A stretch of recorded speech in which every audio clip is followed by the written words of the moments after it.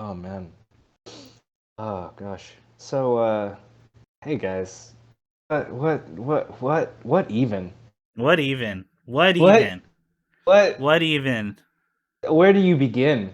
Where I do you don't know, man. even I don't know. We uh don't have any uh cold open bits. yeah, we usually have like a little bit cooked up. Yeah. I mean, I'm just coming at y'all from a new location. Maybe there's something funny in that. That hmm could be a joke. That could be a goof. Oh, I just realized. Let me do it like this. You're coming from a new location. Yeah. Yeah, right Nice. now. Where we're from? From Yeah, beautiful what? Hollywood, California right now.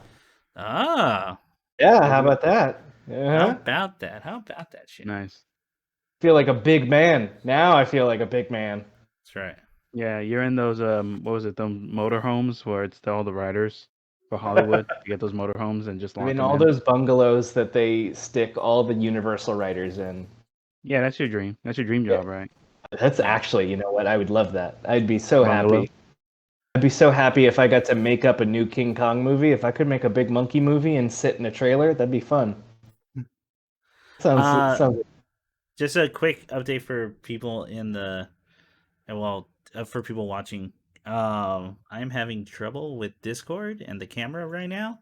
So it's probably just going to be a single camera on me as opposed to icons for Nick and Yen as well. Hmm.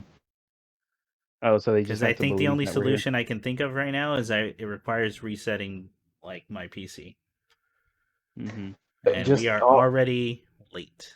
Yeah, but you guys should just know we are here. Yeah, Nick and Ian are both here, so absolutely. don't worry about that. Uh, oh man, so, hey guys, Yeah, how's your month been? What's been going on? it's just working on that project. Watched a lot of stuff, caught up on a lot of stuff actually. So Okay, you want me to just okay. go into that or? I'm busting to talk about my stuff, so you should talk now. Yes, Oh, please. Yes. really? Okay, okay. Yeah. I Yeah, Chris, finished go ahead. Harley Quinn.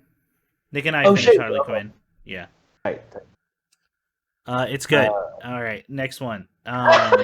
just rattle them off. Come on. Yeah, No, well, let's It talk a made little me bit laugh. about. The thing on the TV, the moving picture made me laugh. Mimi Hmm. Chortle.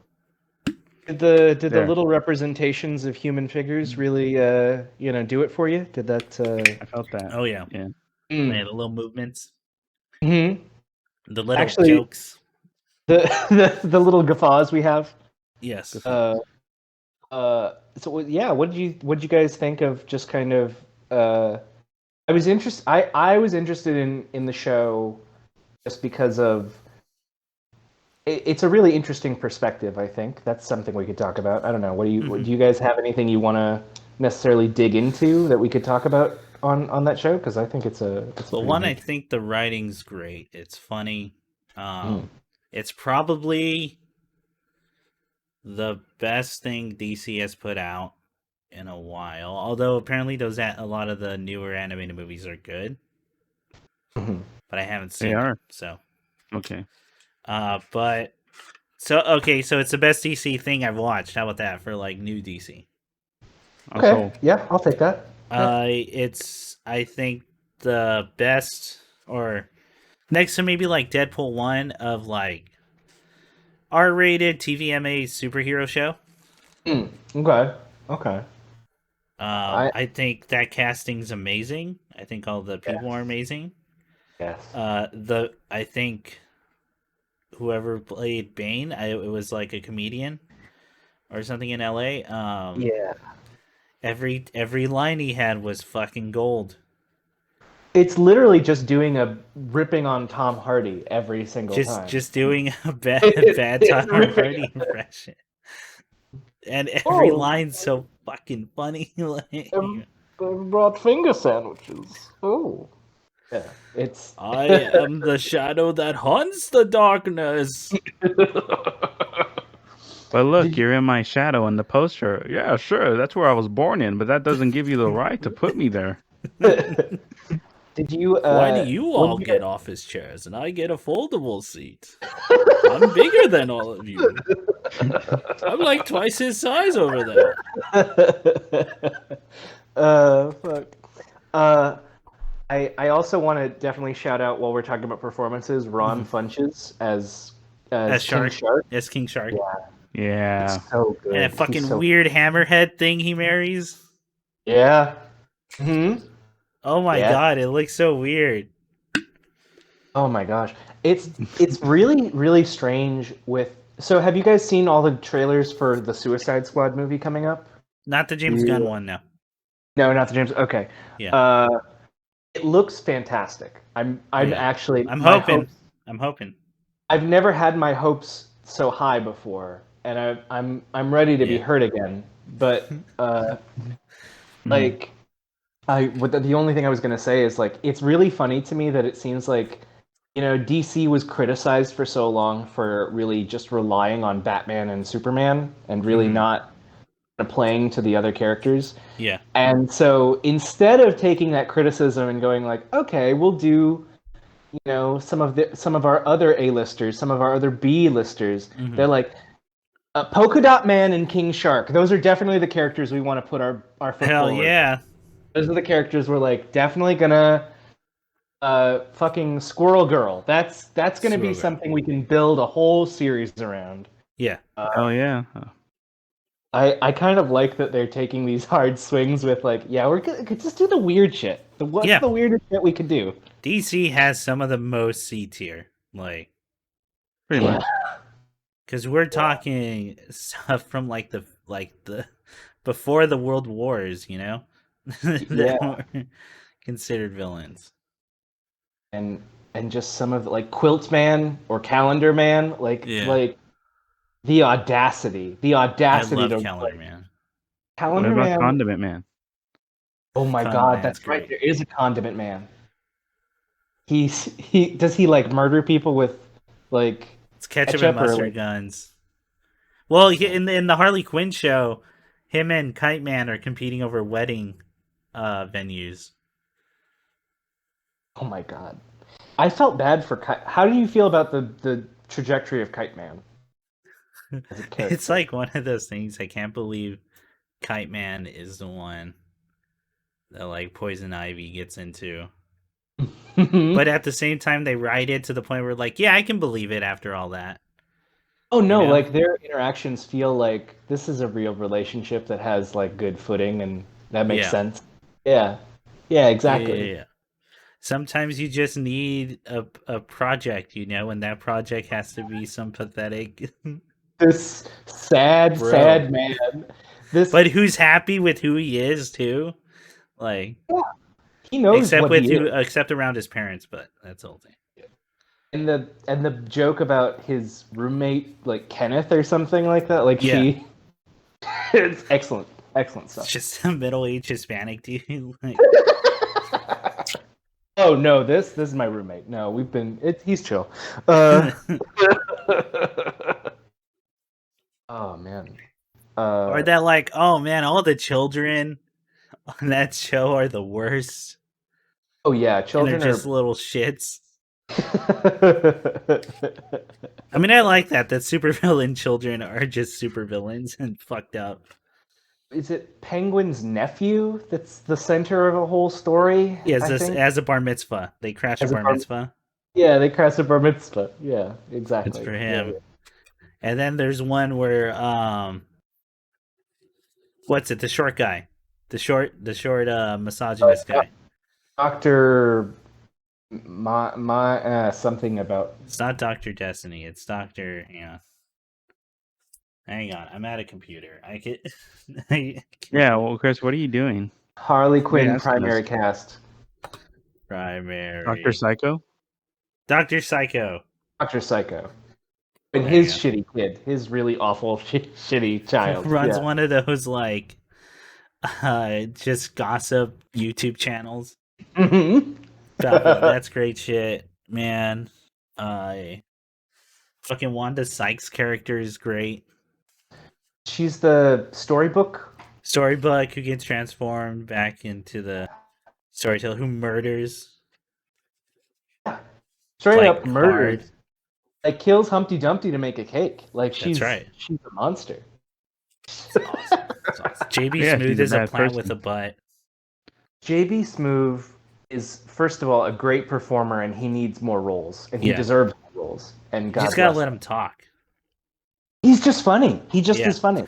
Yeah, I think that's the case for a lot of it. Like Doctor Psycho is a fucking buster, and like That's right.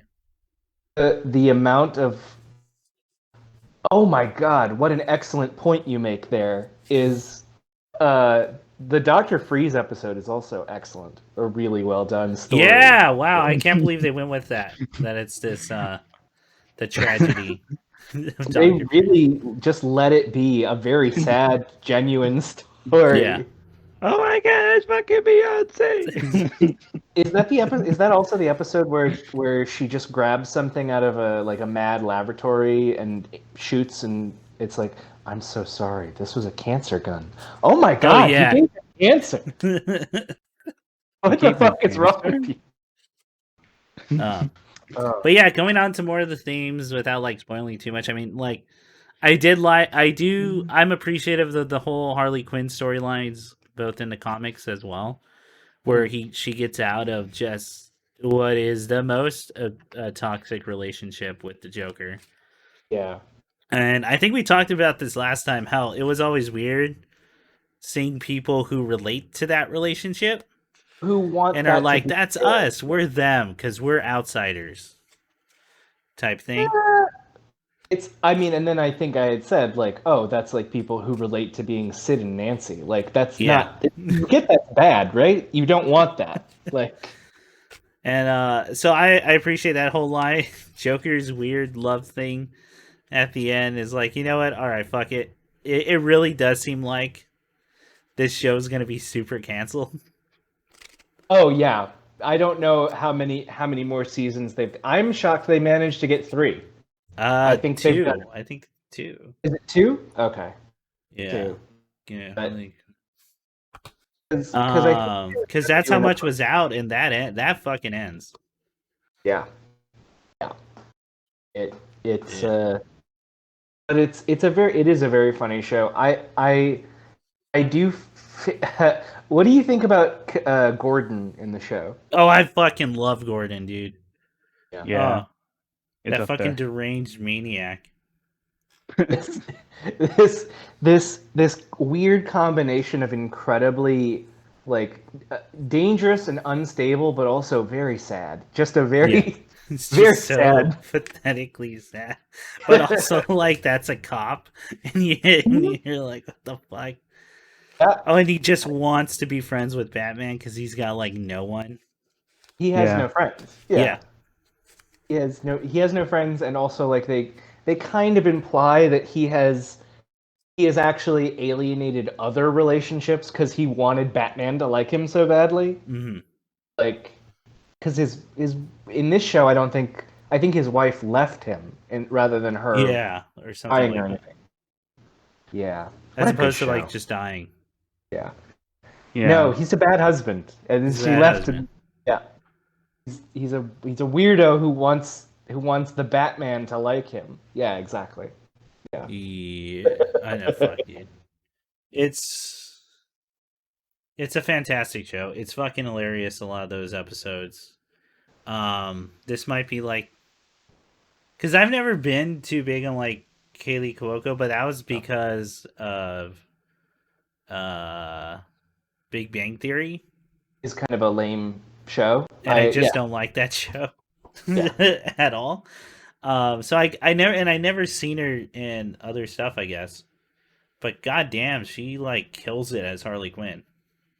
She, you know what? I can't deny having watched the show. She actually does have excellent comedic timing. She is She's great at what she does. Oh yeah, which makes me now think. Oh, good. I was just gonna say, which now makes me think like, oh no, she's actually talented. She just had bad material that she was polishing every night. You know? Oh yeah, Like I'm just more convinced that the writers of Big Bang Theory weren't funny, or it just wasn't. they're the weak. Yeah, it they're the wasn't a weak link. well-written show.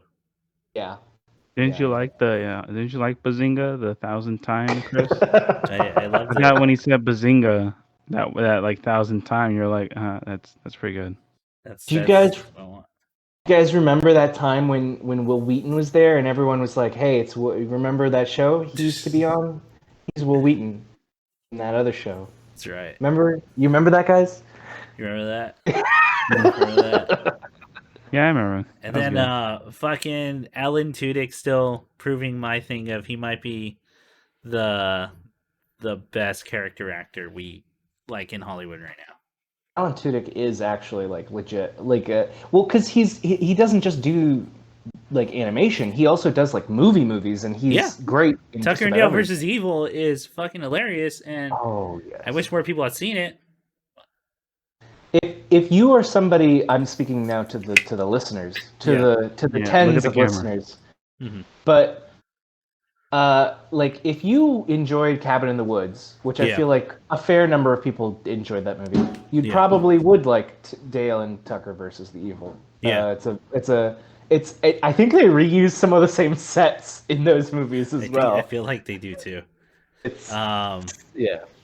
Great comedic horror movie with heart. With heart. so much heart. It doesn't know, and also like a really interesting. Okay, I guess we're talking about this movie now, but just a thought about that movie. Which one? Oh is yeah, Tucker and Dale. a very interesting kind of take on what actually makes someone like a violent sociopath, someone who's actually going to commit acts of violence. Is people who feel like they're entitled assholes. Usually, people who feel like they 100%. need to be in control of The situation. Yeah, that was a fun movie. I liked that. Yeah, it's people who just need one like excuse to murder. Like they're probably gonna do it. They just need even though they'll tell you they're not going to. They just need the one thing, you know? Yeah, absolutely. What a good movie. Great. Gosh, you guys want to You guys want to go watch Tucker and Dale versus Evil right now? real quick? I'm down. Oh man, Christopher Maloney's Commissioner Gordon? I didn't even realize that. Really, Chris Maloney? Oh, I didn't even. What the fuck, dude? More stars than in heaven. I'm just looking at this cast. Oh my god. Yeah, I remember Jason Alexander as soon as he showed up as Cyborgman. Yes. Andrew Daly was Two-Face. I didn't know that. I didn't catch that.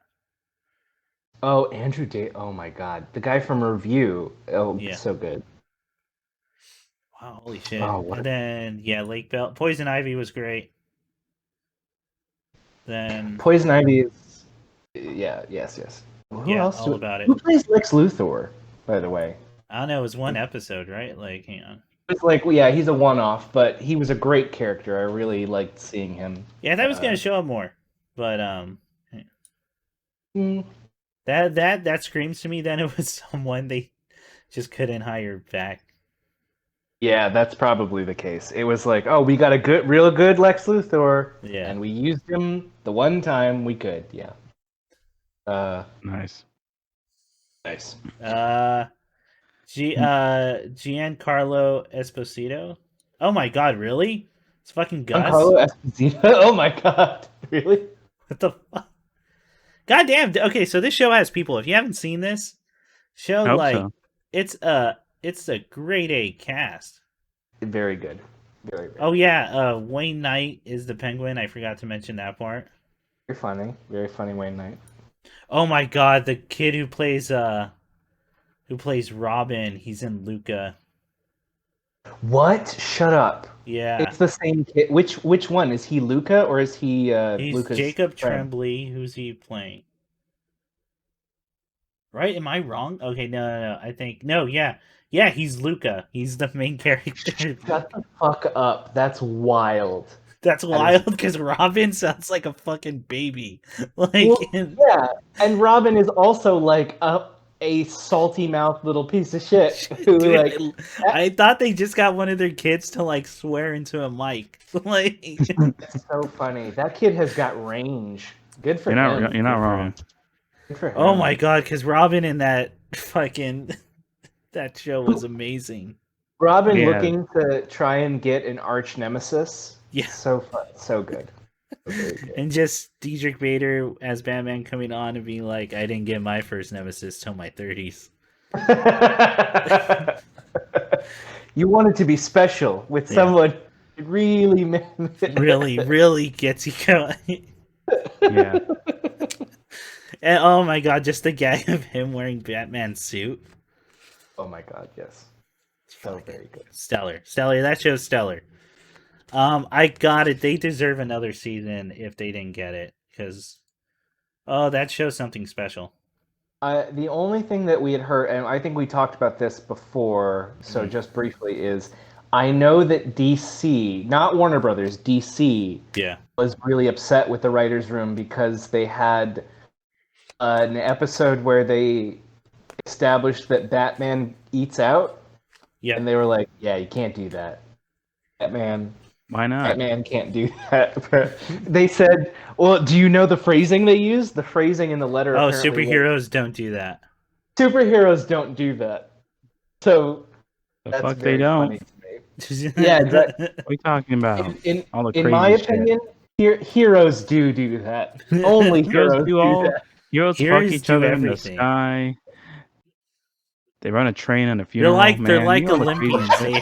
They have sex everywhere and anywhere. Yes, and everyone and everything. Yeah. At this point, eating down's like the tamest thing. Yeah, exactly. Like that's not even they weren't even saying something like, a little more colorful. It's just y'all are prudes. That's what I have to say. Well, because they want the squeaky clean Disney Marvel. They don't want the actual history that they can't admit is part of it. Scott Snyder, DC, and maybe Scott Snyder don't believe in that, Yeah. No. Yeah, I don't. Do you think he thinks it's real or wait? Well, which you know what, I can buy into it. He doesn't believe in it. Yeah. I've never seen it. Oh, I didn't realize that it was Frankie Muniz who actually played Frankie Muniz. I thought they just sound alike. That's very funny. Anyway, short end of it is this show's amazing. It's hilarious. I know people had said I would love it, and I'm just late to it, but it really is good. I would say it's the best superhero show I've watched out of all the DC and Marvel ones. Yeah, like all the new stuff. No, I'm not talking about like the old Paul Dini and Bruce Timm cartoons, because then that's a whole nother discussion. Yes, absolutely. And some of those episodes back then I don't think can be touched. But the one thing that's holding me back is we finished MODOK. Oh, how did you guys like? I've only seen some episodes of it, but what did you guys think? You have to watch the entire thing. You dude. have to finish it. Fucking great. Yeah. Go ahead. I'll say my thing after you. Before I even get into the writing, dude, this might be some of the best stuff that studio has done. It's the people who did Robot Chicken, isn't it? Robot Chicken, a lot of the Adult Swim stuff, Moral Oral. I think they did. What's it called? The fucking Shivers or. Oh, The Shivering Truth. Yeah. Shivering Truth. I still haven't watched that, by the way. I want to. Dude, we can talk about it a little bit later, but yeah, It's very, very good. All right. Well, it's the same studio, right? And this is some of the most impressive shots I've seen. I love the cinematography. Yeah, it's some of those that are so short, but you just try to put your head through the loop of what would it take to make that shot possible, or to make that entire sequence, and you're like, "Fuck, man." And then it's just Patton Oswalt reading some of the funniest fucking lines for a superhero car. He's playing MODOK, dude. It can't be a more perfect cast for that. I think. Do you? Okay, I'll start with an easy question, and then we'll work deeper in. But what's a MODOK line that just hits you in the face? Like really hits you? Is just like, oh my god, this is beautiful. This is excellent. There's a line where it's for their kid's bar mitzvah, right? And it's in the middle of them reading the Torah, and they realize that Oh, our kid's like really weird, right? That's why like no one's showing up to the bar mitzvah. And they go, that. I mean, like you're kind of. You must have gone through some stuff. And he went, I don't know. I once walked in and saw my parents having sex, and I don't think that messed me up. Isn't that right, mommy? And it's just in the middle of this fucking church, and it's so fucking hilarious. No, Patton Oswalt, like 100% MODOK, dude. If they ever bring MODOK to live action Marvel, I want it to be Patton Oswalt. Like, I would love that. I want his giant fucking flying head. Well, I was telling Chris, wouldn't it be great if this MODOK shows up in Into the Spider-Verse 2? Hell yeah, dude. Yes, it would. Like, it would fit perfectly. It would fit so well. And then who's the person that plays what's her name? The scientist. God. Because she's great. MODOK show. Yeah, I'm looking at Monica. Melissa Fumero? Monica Rabachini. Oh, Wendy McLendon. Yeah. Where do I know that actor from? I've seen her before, yeah. She was part of the Groundlings. How about that? High class. The Goldbergs. She's in the Goldbergs. Oh. She's Beverly Goldberg. Okay. Which I haven't watched yet, but I've heard good things because I believe Patton Oswalt also stars and writes that. He writes on it and he does a voice, and also what's her name? Carrie Kenny. Is it Carrie Kenny Silver? One of the performers from Reno 911 is the mom on that show. Oh, and really? She's so funny. I'm so happy whenever I see anyone from Reno 911 on something. Oh yes, absolutely. I wish them all the all the success. Go ahead. Yeah. Sorry, I wasn't sure. I was gonna say Wendy McLean plays Deputy Clementine in Reno 911. That's it. Oh, there we go. That's I recognize her from. Yes. Yeah, she was that tall. So she's tall blonde one. She's just fucking hilarious. Like she's there. I mean, oh my god, she's from Bellflower. Oh, shut up! She's from Bellflower. Oh my god. Hell yeah. Oh, hey, regional pride, alienating the audience. Alienating. Now people know where we live. Try and find me, motherfucker. All right. She's in Bird Girl. I still gotta watch Bird Girl, man. Oh, okay. So I've only seen the first 2 episodes, but guys, it's so good. Okay. So good. So I thought it was funny that Ian talked about with Harley Quinn that they took a lot of the cast or like characters within the universe that people don't care about. Yeah. MODOK is the pinnacle of that. MODOK is the bottom of the level, fucking barrel. Scraping the barrel. I barely got some of it. Yeah. The main villain, Nick and I had to look up because we didn't know who that was. Like, and we were like, "What the?" And then we read it, and we were like, "The fuck? How was I supposed to know that one?"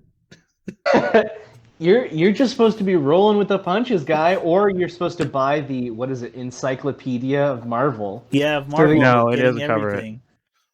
No, so I used to own the Marvel Encyclopedia. This doesn't cover it. To be fair, the Encyclopedia came out like in 2006. Yeah. And then the villain is from literally the legacy after that. Oh, okay. So it was literally when I slowly moved away from comics.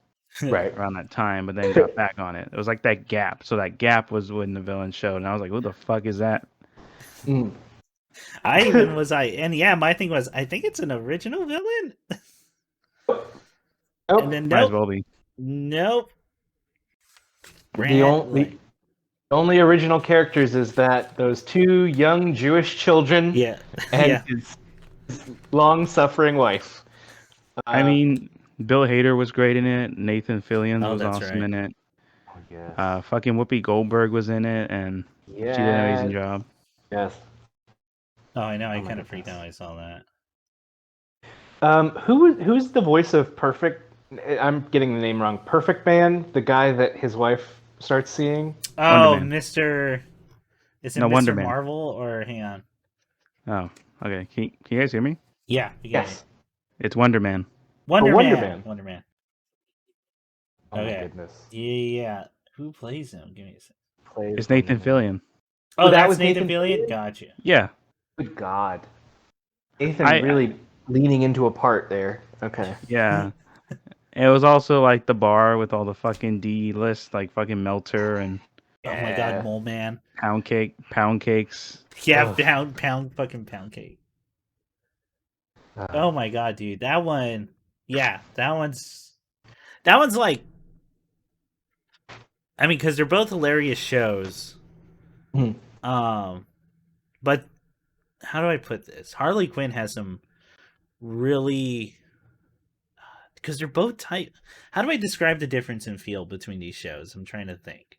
I think that I don't know. Well, I was gonna say Harley Quinn maybe allows itself more pathos more often, at least. Yeah, In MODOK. a little bit more emotion. Like, Well, the scale isn't as big yeah, in uh MODOK compared to Harley Quinn, where MODOK is more about yeah, I him would and his argue that. family. And then Yeah. Harley Quinn, it was like the whole city. It was the entire Yeah. city. Or MODOK, it was just all every petty thing he's ever done. Like the farthest he gets is just Avenger Tower. Like nothing else is attacked or destroyed in the city. Well, until one thing, but that's gonna be spoilers. And All right. then, oh man, there's a great bit where one of the episodes cold opens, and it's just going, "Wow, that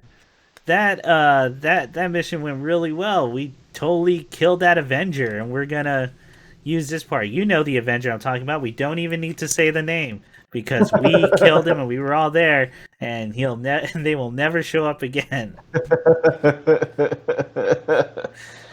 And and oh my god, and but they got Iron Man, and that was wild, and like, Yeah, Chris Cornell was cool.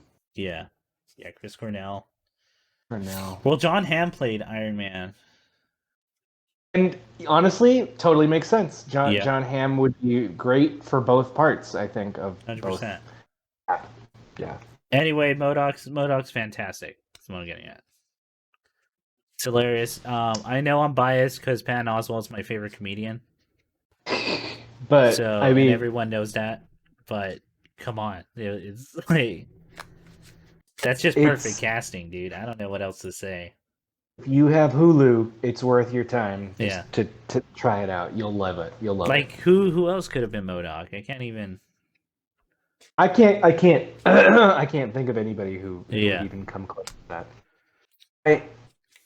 So okay, so MODOK. Oh, anything else you wanted to add about MODOK, Nick? Or I mean, besides what we mentioned, like it's probably the best version of Monica I've ever seen. Like easily, this is honestly my favorite version because before this, like honestly, like the only screen time was like in those random kids shows back in 2000. I think she was on X-Men at some point. Yeah. So this one, at least giving her more backstory with MODOK and like making her an interesting character. How about that? Yeah. Like compared to anything else. Yeah, it's good. I like the thing. No, she has actual motivation. She has an arc, and it's well written. I believe it, and it all resets in a way because at their core they're villains. Yeah, and they're bad people. So yeah, it's pretty wild seeing Ben Schwartz play a kid. It is, but also at the same time, I get like some strong like John Ralphio moments from him. It's like, I can see it. I can see this in him. But it's just that I hear his voice and it's so distinct that like you just picture the tall dude. God, and isn't he like in his 40s or something? He's like 40 something, 42. And he looks like he's fucking 20 or like 25. Must be nice, Ben. Must be nice.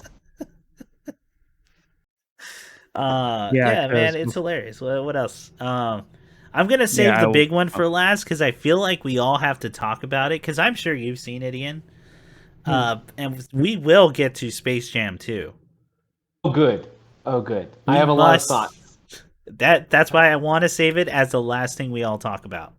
Okay, good. Okay. Because I have some shit to say about that fucking movie. It's a horror movie, but find out why later in the podcast. What fuck? I know I watched some others. Oh, yeah, we watched that Sasquatch documentary. Oh, guys, what did you think about the Sasquatch? I came for this. Oh, Nick put it perfectly. You do it. I came for the Sasquatch. I stood for the race war. You know, guys, I couldn't describe it any better. I couldn't have said it any better. It Man, it started off as like, man, I'm gonna see some Sasquatch stuff. I haven't watched anything on like cryptids in a while. You know, I'm always into that stuff. And then I got sad. Yeah, what a bummer. And it hit pretty close to home because I know people who had done farm stuff up north, and you know, they don't like to talk about it because it's not a good time. It's not a great time. I mean, some of those dudes are living in the woods for months, weeks at a time. Like, yeah. And then they put it. I think that one guy. What's his name? The dude with the long hair and the hat. The cowboy? Yeah. He. Dude. I think he is Native American because he has his very specific name. Okay. But you know what I'm talking about, right? The dude who's just like actually going into it. The dude who like looks straight up like he's from a western, like he's got a He looks cowboy like he's hat. from a movie. Like, yeah, it's wild. Yeah. He's like, yeah, we've been working on those trails for years now. We know the Squatches out there. We seen them. You respect his land. Yeah. Yeah, I'm talking about the guy who gives him the biker name, because he has like no fear. Yeah, absolutely. Yes, I know who you mean. Yeah. That dude, I think put it. I believe it's him that says the line. Where it started off with this whole, or no, it was the old farmer, whatever. It's one of the characters on there. I believe it's the guy who had been farming up there for a while before he got out of it. And he goes, yeah, it starts off as a, free love. We're all it's lawless, but in a good way because we all just wanted to do what we want to do, and it was like this hippy dippy thing, but like money changes everyone, and there was a lot of fucking money. And that to the point where the government's like going to, like, they're just one step away from murdering people out here. I tripped out. They interview like this woman who's like, yeah, me and my husband bought a house out there because it was cheap, and we had to run away with our children while men with guns like busted up our house. Yeah, and like we weren't even involved in drug farming. We were just wrong place, wrong time. Yeah, man. That's money fucks things up. Money fucks sometimes. things up. The war on drugs was like a real war, but it's not what people think it is. Yeah, where it's like a bunch of bureaucratic stuff. It's a war on like America's own people. And you just see those like kind of like just a small microcosm, right? Of what that part of that was. And the whole details of like the camp program and like it's horrible. The idea that we would give carte blanche for the government to like literally helicopter in and burn down the woods to go guns, like not metaphorically, literally guns blazing. Yeah. Up to people's property like that. Yeah, that's a trip, man. It's wild. Yeah. I'm glad you guys liked it though. It's pretty yeah, I thought it was actually really well written, tight documentary. Like, yeah. It needed to be 3 episodes too, because if it was any shorter, like I would just feel cheated for that. And plus the mystery too. Absolutely. And God, like this last monologue is great because it gets all that frustration you should be feeling. about the situation at hand and like how how it does all come down to race too.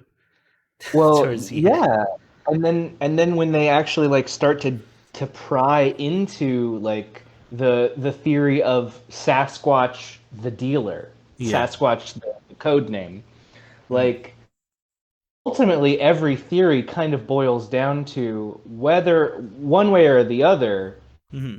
hatred for people from Mexico is what was up, and Yeah. trying to have moneyed people at the top control Mm. these poorer people, these undocumented Yeah. people, The labor force, which is uh which is predominantly these poorer people who yeah, who are often undocumented coming over to trying to send money being down. brought over. Like, Yeah. let's also like not get it twisted. Like, these dudes do seek them out. Yeah. They're hunting for them, you know? Yeah. So, yeah. Yeah, yeah, yeah. Ugh. Ugh. It was some shit. It was some heavy thing to watch. I hope And you I guys just had wanted something to fun watch my fun afterwards. Sasquatch. I thought it was gonna be a fun show about big feats, and there was gonna be like old cowboys talking about big feats, Yeah. and then we had to talk about geopolitics and like drugs and race, and it was a lot. Yeah. It was a lot. It was a Uh, lot. yeah, but good show. Oh shit, Yeah. I'm glad. Cool, cool, cool. Oh my god. Oh my god. And seeing the dude visibly shaking when he Oh tells yeah. the camera what he just found out. Like, Yeah. oh, because just oh fuck. Oh yeah, everyone should go watch that. Like, there's a section in the documentary where they have gone, kind of in quotes location, gone to Yeah. location, and that entire part of the documentary, you don't feel safe. You think Oh like, yeah. oh, literally anybody could be in on. It made me feel like I was watching like a conspiracy movie from the 70s. Like, oh Yeah. God, how far does this go? Uh-huh. You know? Absolutely. Yeah, yeah, yeah, yeah. It's like, how do I put it? Okay, you know how we joke? You know, people always go like, well, I'm just going to move to NorCal and live up there in Oregon and Washington. Because that feels like, the more like quote unquote liberal spot where it's going to be more free to live that life, And then all we could ever think, the first thing that always comes to our heads, knowing us, is just one. That's where most serial killers were from. It's Uh, true. That's true.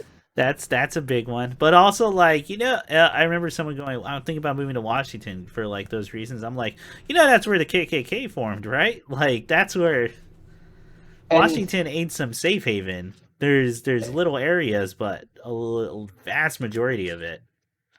to those people, I also would say, like, if you actually like look at the Constitution for the state of Oregon, it was founded as a whites-only state for the Yep. first like 30 years. It Yep. was a state. So yeah, I don't know about that, guys. Yeah, yeah. It's fucked, man. It's a good documentary. Just be ready. Just you know. Oh boy. But Oh hey, boy. if you need a break, it's on Hulu along with MODOK, so you can watch a It's MODOK all along with afterward. Modoc. There you go. Go watch some Modoc. Get lined up. Yeah, Oi, yeah. oi, boy, oi, vey. Oh boy. Fucking shit. So what else? What else did I watch? Oh, what did you watch the new? I think you should leave. I've watched some of the new I Think You Should Leave, and I think it's so fucking funny. It's so Oh, fucking dude, funny, you I guys. mean, there's a reason Coffin Floppers is like talked about so fucking much. What and I mean, we've touched on some of this, but Yeah. he is so good at drawing out kind of regular, relatable, awkward situations Mhm. and then taking them to the like logical extreme Yeah. and just like making something ridiculous that's amazing. Yeah, yeah, yeah. So like coffin flop. Did you get to the part where he's in that ghost tour? Yes, I did watch the Ghost Tour. Yes, Welcome, yes, Alan yes, yes. Carmi, to this thing. Oh, sorry, I was talking to chat. Yeah.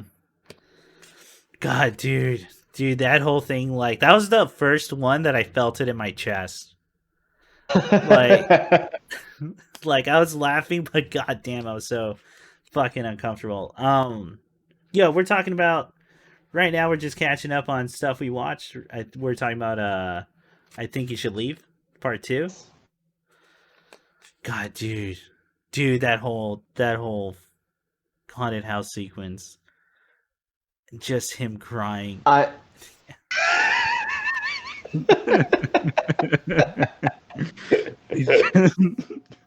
Just uh, not to ruin anyone's night.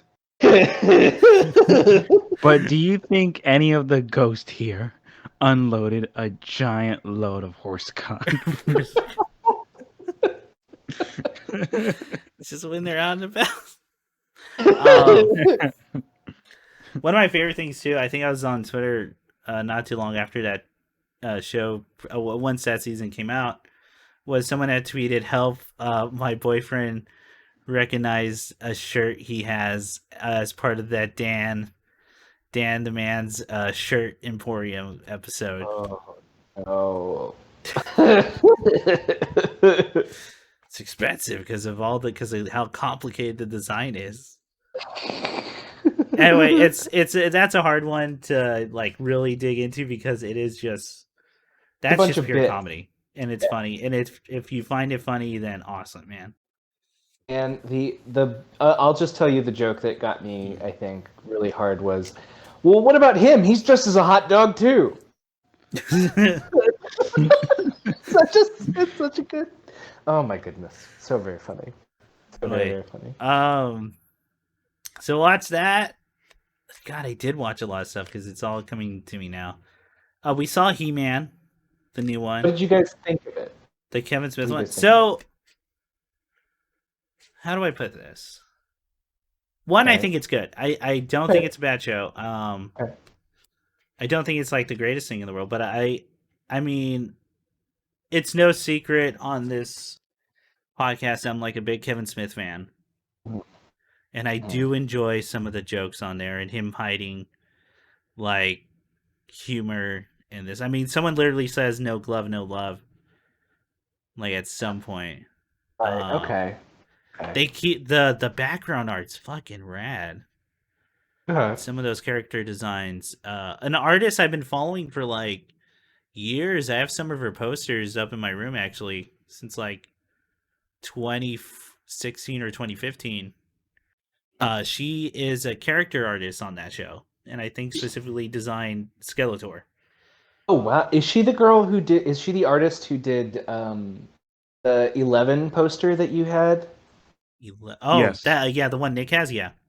Oh wow, I love that poster. Okay, Yep. yeah, So she beautiful. is on that show.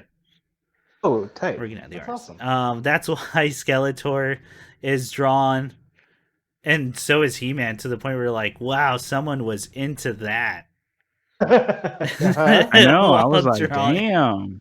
I was like, damn, look at you. Because holy shit, some of those shots, dude. Like, they made his He-Man transformation even more magical girl style, like Sailor Moon.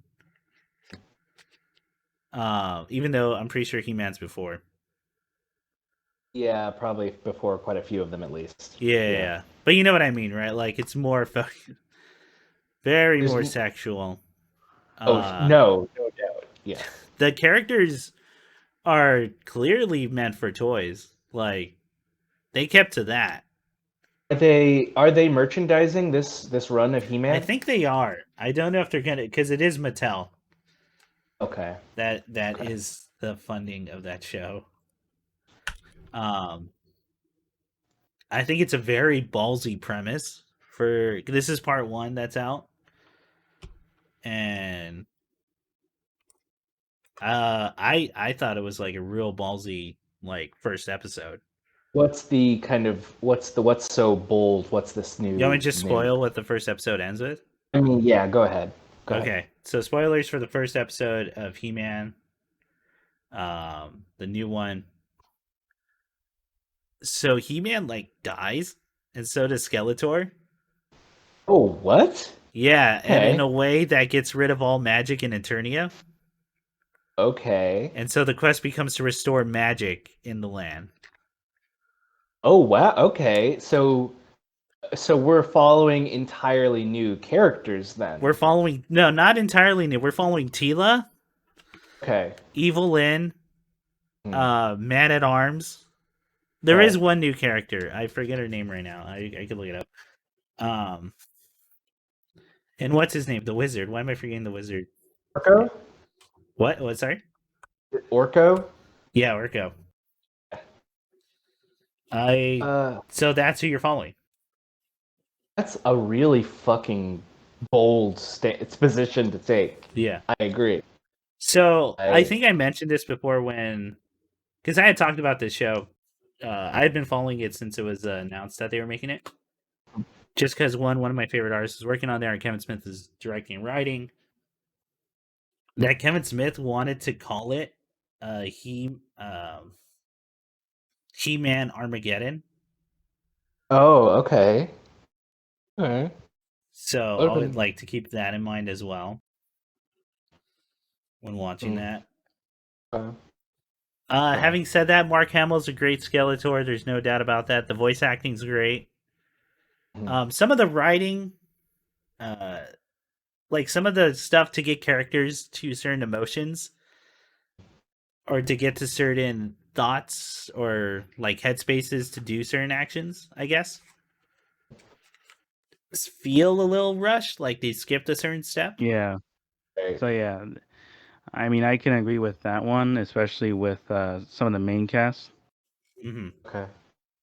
where I don't disagree. Like, yeah, I agree that it was rushed, but I also disagree with like the way they presented it, because the way it makes them come across, like it for a second, it was coming across to me as if some characters were trying to make you feel bad that they felt bad, and that because they feel bad about themselves, therefore I should prioritize my sympathy towards them versus the people who sacrificed their lives in the show. Yeah.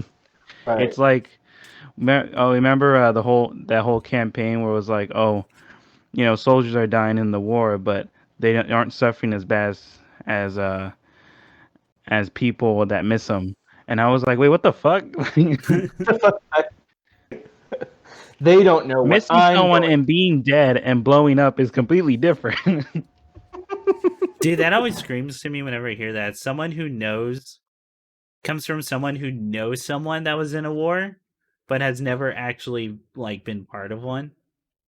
Yeah. Or been in like in the middle of the heat of it. It's like the position of like, what's the most stressful job? Being a mother. Like, I feel like surgeons have a hard time, but okay. Now I agree with you. What about those guys who crawl electrical lines between, the towers? Yeah, who have to climb all the way up just to change that fucking light bulb or to rewire that box. Yeah, I'm talking about the dude specifically in like chainmail who have to crawl along the power lines. Yeah. You ever seen those? Yeah. Yeah, I know what you're talking about.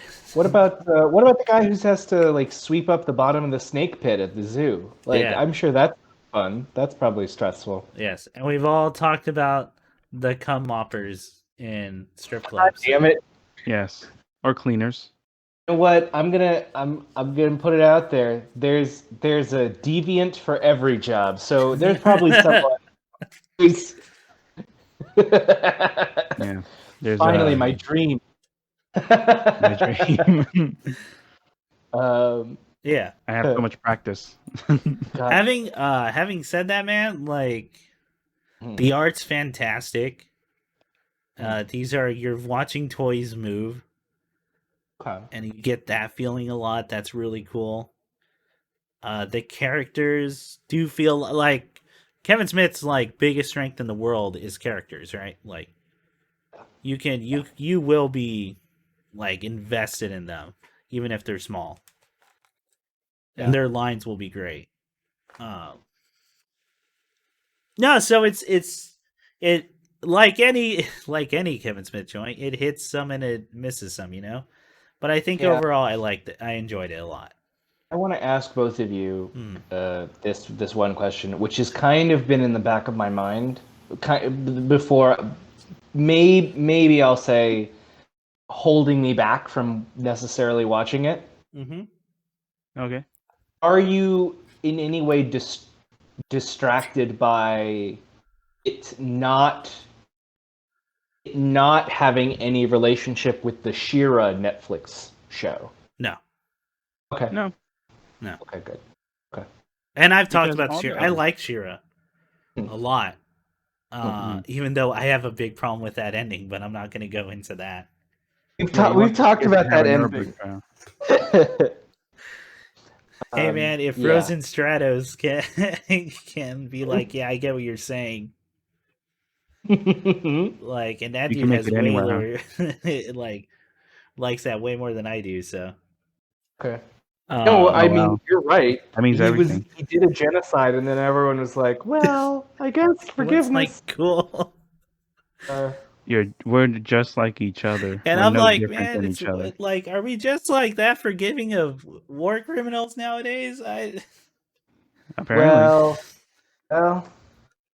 Well. So He-Man is an overall recommend from you guys. He-Man's Yeah, an overall recommend. I want to sleep on He-Man's chest. Same. Hey, I think you said it. We're all Sprawl on thinking it. a Skeletor and He-Man like pillow. Like, Yeah. yeah, it's pretty wild. Like a gorilla looking motherfucker with his like big neck. Mm-hmm. I was gonna run on all fours at some point. Yeah. Jesus Christ. Huh? So just final thoughts on it real quick. He-Man, the art and action are amazing, by the way. Some of those are like power metal covers. To the point where I'm like, holy shit, I want whoever drew this like scene to do an album. Oh wow. Okay. Like Tight. very like heavy metal. Like think of Heavy Metal the movie but for kids. You know? Hey, sure. That kind of like the power posing in front of stuff. Yeah, it's good. I think it's good. I think it's good. Okay. It's an overall good time. Yeah, I think it's enjoyable. Let's see. There wasn't there an anime. There was an anime I finished. Oh, I watched. Nick and I watched Taxi. Oh, I've not seen that one. What? Can you guys talk about it a little bit? I don't really. So to anyone who knows the discourse around Odd Taxi, I know I'm going to sound like a broken record here, and people will probably roll their eyes if they haven't seen it, but they've just heard people talk about Odd Taxi. That's probably anime of the year. Oh Yeah. wow. Okay. Yeah, that's not exaggeration. That might be my favorite anime I've seen since Don't Keep Your Hands Off Ice Again. In terms of Oh new. wow. Okay. I think it's fantastic, man. Ian, you in particular, I think would get a real good kick out of this show. It's one of those, the less you know, the better. Okay. Because I'll say this, I thought that show was just going to be people talking, like back and forth, but it was it'd be not. like It was better. Well, like Turbo. I was just gonna say I'm pulling up where to watch it right now, actually. So I think I'll it's watch on, it. like, Cash Crunchyroll. Cab or Sorry, what was that, Nick? you know, like Cash Cab or like Yeah, like Cash Cab.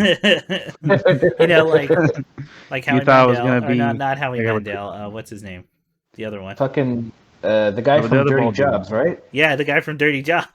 who shaved his head. Yeah, No, Bro. not the guy from Dirty Jobs. It's no, it's you're a right. different They're guy. the same dude, just him with a shaved head. God damn it! All right, Which other white guy? Who did Okay. Cash Cab? Cash. Who? But well, why did they do Cash Cab? Yeah. Anyway. Yeah, that show's good.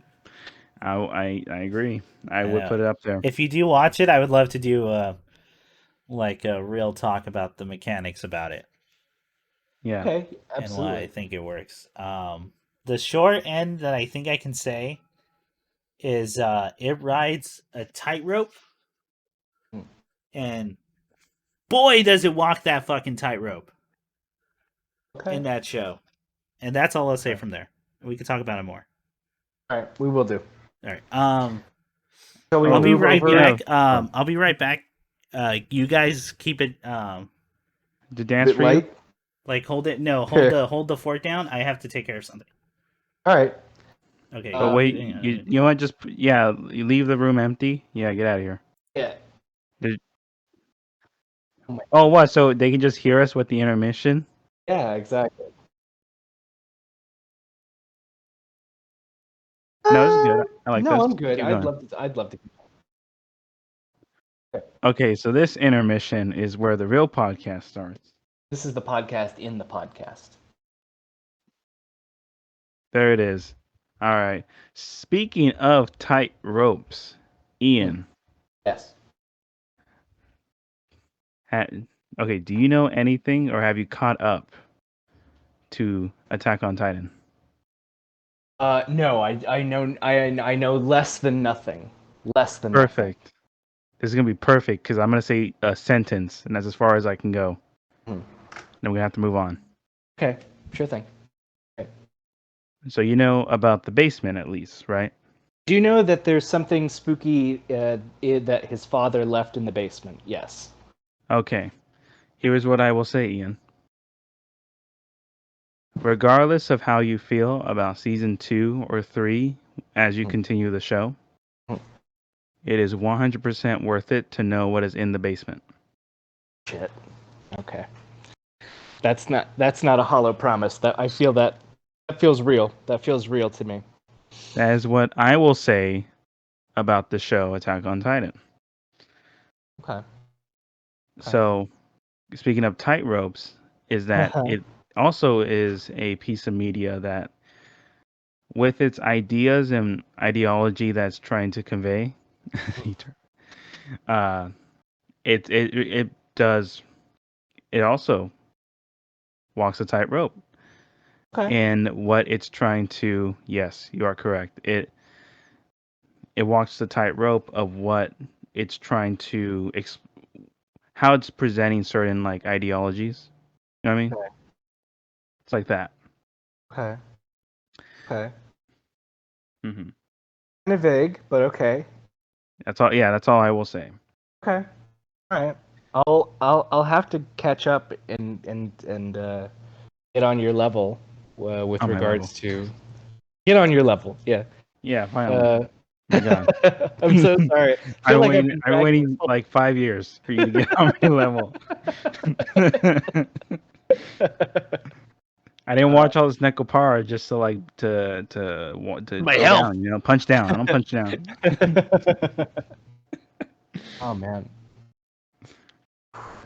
Yeah, it's really something when I mean you're kind of noticing a pattern, especially with a lot of these episodes. There's this thing of like media of where just the less you know, the better. Was like there's this like yeah. meta mystique to all of it. Yeah.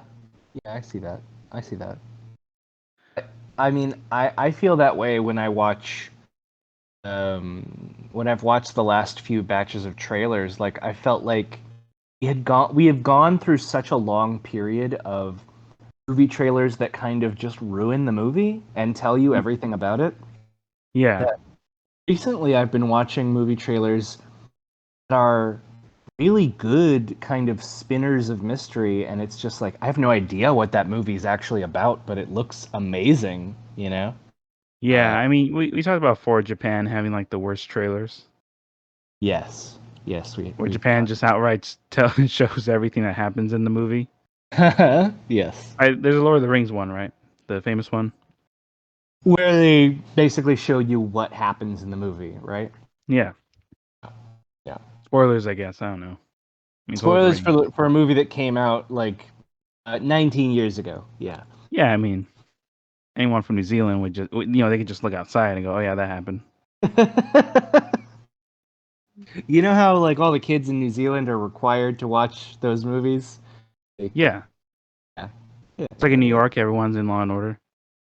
Exactly. All the teens in New York do watch Law and Order SVU. Well, yeah, obviously. Uh, Sorry. Hey, next Korean, how's it going? No, you're right, but we can't talk about that. You we are can't right talk about that. in adding So, that, but this is as far as we can go with Attack on Titan. I'm sorry. well, then why don't we talk about your month, man? I mean, he's had his time. I want to hear about Yeah, what you're doing. yeah. A lot of it. I mean, besides all the overlapping stuff, it's really been mostly, I guess, media wise, just like I've been kind of refreshing myself on all the face stuff. Hang on, whoa. I see the mic. I see that mic. Don't press that button. I have been rewatching I'm Fate back. Zero on Netflix. Hmm. Hey Chris, you're in time for this. So I rewatched Fate Zero on Netflix God, because fucking shit, man. how? What How, do you mean Chris? how? You I don't even like the care. when I come You don't even back, care about his melty blood and your I didn't get broken to miss hitboxes. this. It's as soon as I come back that fate talked about. Well, yeah. What do you think was gonna happen? I don't know. You know Oh, what? I Nick don't talks about the know. thing he likes. Who would have thought? Hey Christian, you know what? I'm gonna talk to you Hey, while, Christian, how's it going? while, Hey man, while they glad talk you could go fate. Ah. ahead. No, I'm I'm, sorry, Nick. Go ahead. Go ahead. I'm actively listening. No, because Fate. So here's the biggest problem, right, Yeah. with the Fate series. Hmm.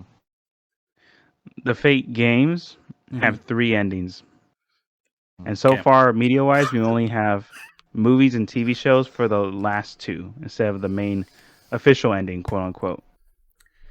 So you have the show Under Night Unlimited Blade Works on Netflix. Hmm. That's the second ending. And then right now, the Heavensfield movies are the trilogy of movies that cover the final ending in Fate. But we don't have any media except those pirated visual novels for the main ending. And it's been like 20 years. So, are you saying we're not getting that shit? Like that's just not gonna happen, or? I mean, people are blown away we got anything like recently because they got Melty Blood, like Chris said about the broken hitboxes, Hmm. his fighting game porn experience, and then there's also Tsukihime, which is another part of the universe. Chris, no, hang on, I heard that, I'm I heard I'm that, I heard I'm that muscle cringe in I'm your trying chest. not Don't to you? say anything, man. You're, yeah, but your body's saying I everything. I feel hear like it. I just felt like a vein pump. Vein pop. Perfect. God damn it. You know what? Yes. All you need I to didn't know, Chris, say that. it's I a haven't battle said nothing, royale. Nick. Nick, I am here. I am listening. I am. I am. I really am. Yes. So I watched Phase Zero. Phase Zero is like a prequel to everything. Honestly, you can just start there. Okay. And if you like it, if you're like into the premise, then it's a genuinely good show. If you're not into the premise, then like there's no helping it because that's literally all it is, right? Yes. Okay. Ian? Yes. Okay. Wait, Okay. why'd you call Ian's name? Were you just making sure you listened? I was listening to you the whole time. Yeah. Okay. No, yeah, it was a joke. Like I was escalating, and then it didn't need to be Okay. anyway. Okay. And then he put his ball in a little Yeah. Okay. hat. Yes, teacher. Okay. Okay. Hey, you see this? 1 ball, 2 ball, 3 ball, 1 ball. Okay, bam. Okay, next magic trick. See, these rings are all together. Now they're separate. Now they're back together. All right. Next trick. And then some lesbian comedian was cackling in the dark. background.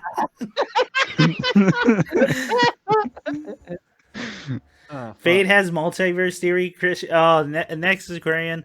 Would you rather go by Christian or next is Korean? Let me know. It has multi theory stuff. Boy, do we know. Boy, do we know. Mm-hmm. The Thanks to Nasuverse, Nick. baby. Yeah. Nick comes into my streams sometimes and just writes Nasuverse stuff into the chat and Well, posts yeah, these because you're a long writer. You read paragraphs. stuff, right? Or the red hair boy turned bad. Yo, why he black though? There it is. That's the one. Chris, you get a tan too if you were traveling the world If I was shooting evil. children. if, You get a nice brown tan too. if I showed up and I was darker, you would think I was evil. Right. Guys? Honestly, yeah. If you took off those glasses and you just had darker skin, And I showed up in ripped jeans. blackface, you would think I was evil. Actually, No, that, I think that one I would. That's the one. You were evil. no, it's a phase. I trust him. Oh man. Hey, you remember all when the Canadian Prime Minister Trudeau was discovered to dress up in blackface in costume parties whenever he dressed up as Aladdin? I do remember that. Yes. Remember that? Y'all remember that? Remember how he would paint his knees too as part of the costume? Jesus Christ! I In didn't case people remember. didn't know. I didn't remember that. No, but Do y'all Oh, my remember in the press interviews when they asked him how many photos can we expect to show up in the next coming days with these, and he said, "I don't know." And then the reporter asked, "Can you round it to the nearest 5?" oh. And then there was a follow-up question: "Is how long have you been doing this?" And he was like, "I don't know. How many Halloweens has there been?" Oh no, Justin, that's the wrong answer to that question. That's And he was elected again. Anyway, that. oh yeah. Oh no! I don't. No. Okay, I do have one thought to throw in on that topic. So y'all know how in like Germany and Denmark, there's like that weird racist caricature. Oh my God! Jesus wept. Nick, you need to fucking stop. For There's those so who can't many of see, these. There's too many of these. Nick's pulling up the actual newspaper photos they used. Jesus Christ. Oh, Canada, everybody, huh? Yeah, they're the bastion of liberal morality, huh? Anyway, hey Nick, Fate's going on. Oh, I was going to mention one other thing that I had heard on a I don't know if I was watching the Vice did like an article did a short documentary about how Zwart Piet, like Black Peter, is popular in like German and Dutch speaking parts of the world. Wait, what is? It's called Black Peter, which is essentially like Santa Claus has a slave character that carries his stuff for him. Oh, I have heard of this. And so for many years since like the 1830s, like part of Christmas is people dress up as Santa, but also people will put on blackface and be Zwart Piet. And I mean, it's a very interesting documentary. I recommend you can go look at it for free on YouTube. But the thing that tripped me the fuck out, at least like the Prime Minister of Denmark was asked about, groups of African descendant Dutch people and German people who are like, "Please stop doing this. We don't really like it when you do this." and the Prime Minister was like, "You guys got it easy. When you play Black Peter, you don't even have to clean up afterwards like I do." Yeah. And I feel like, wow, you really took the victim role in that story fast, huh? Okay. Yeah. Fucking. Oh, what a world! What What an interesting way to look at it, where it's your okay. Anyway, hey Nick, how about them fate games? No, we can't. Nick, stop! Stop putting those pictures in the. So Oh my god. Are they in it's good. whiteface too? Are they? They're like corpses. I don't know, anyway. man. You ever seen a Danish person? That's You fair never enough. seen a Danish person, so you can't say Chris. All right. I don't know. I wasn't there, but Oh, Uh, fucked up. So fucked, dude. any hoozle. Uh, So Nick, tell us more about your month and what you've been watching. well, besides everything you just said, I've been. I mean, well, I kind of said before, with Fate, and also, yeah, it's one of those things of like I just been using the time just to binge a bunch of like albums. I've been trying to go through music wise. Cool. So I listened to. Well, I just checked out. I guess of this recording, Vince Staples' new album, at least his oh latest yeah, album. yeah. You were telling me about that. Yeah, so I'm kind of trying to figure out my full thoughts on this because again, like it was just like a one time sitting. Yeah, I know. I have to listen to it again. Oh, hang on. But yeah, so Do you have any initial thoughts, at least, like from the album in general? yeah, I'm trying to get the actual name. I think for this one, Let me Vince pull it Staples, up. yeah, his studio album. It's one of those Isn't it things where like I self-titled? think it was, yeah, it's just self titled. I do think Lakewood Mall might be up there for me. Okay. Maybe because it was cool seeing Chuck Sibbett back for writing it. That's also This is the true. one also that was produced with Kenny Beats. Though The Shining was really good. I was with Harper Gordon, and I haven't heard anything from Harper Gordon in a while. That was Mhm. pretty dope. Huh? Yeah, it's one of these things where I'm trying to figure out if I like it more than Big Fish Theory. Yeah. Yeah, that's a tough one. They're two very different albums, Yeah. doing two very different things, and they're both really good in their own fucking right. I mean, two different kind of tones Mm-hmm. going for different outcomes, I think. But I Yeah. mean, Vince has like come up with some of the best stuff. I stand by like I think he has some of the strongest material on the album's Humans. I think it's a great. Yeah. Well, it's a I, reason it's the first track, right? yeah, that's true. That's true. No, he's one of my favorite like new rappers. Although he's been doing well now, it's been a while, but You're he's just still up old, there man. next to like Little Sims for me. Okay. I don't Sure. know. Would I consider Open Mike Eagle new because he's been doing it for a while?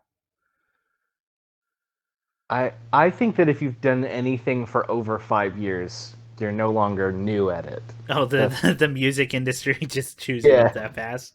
Yeah. Yep. You're done. 5 years? Get the fuck out, man. Did we talk He-Man? Oh yeah, you just missed that. Just yeah. Just Very missed good it. album. Very good album. Yeah. Uh, You can type it if you want, but we are gonna move on. I'll come back to if you want. If you do type it, I'll come back to some of the stuff if I have something to say. But we are kind of on a timer, so we're gonna get back.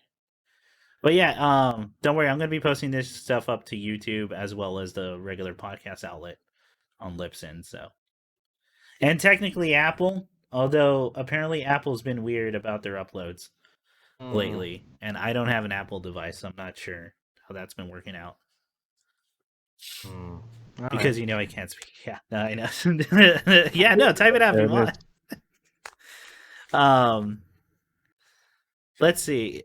Yeah, so that new Vince Staples album is freaking rad. I think it's. I gotta I'm with Nick. I gotta re-listen to it because I am also at that point. I don't know if it's my favorite album from him yet because I also like Big Fish Okay. quite a bit. But yeah, Nick. Anything else you're listening to?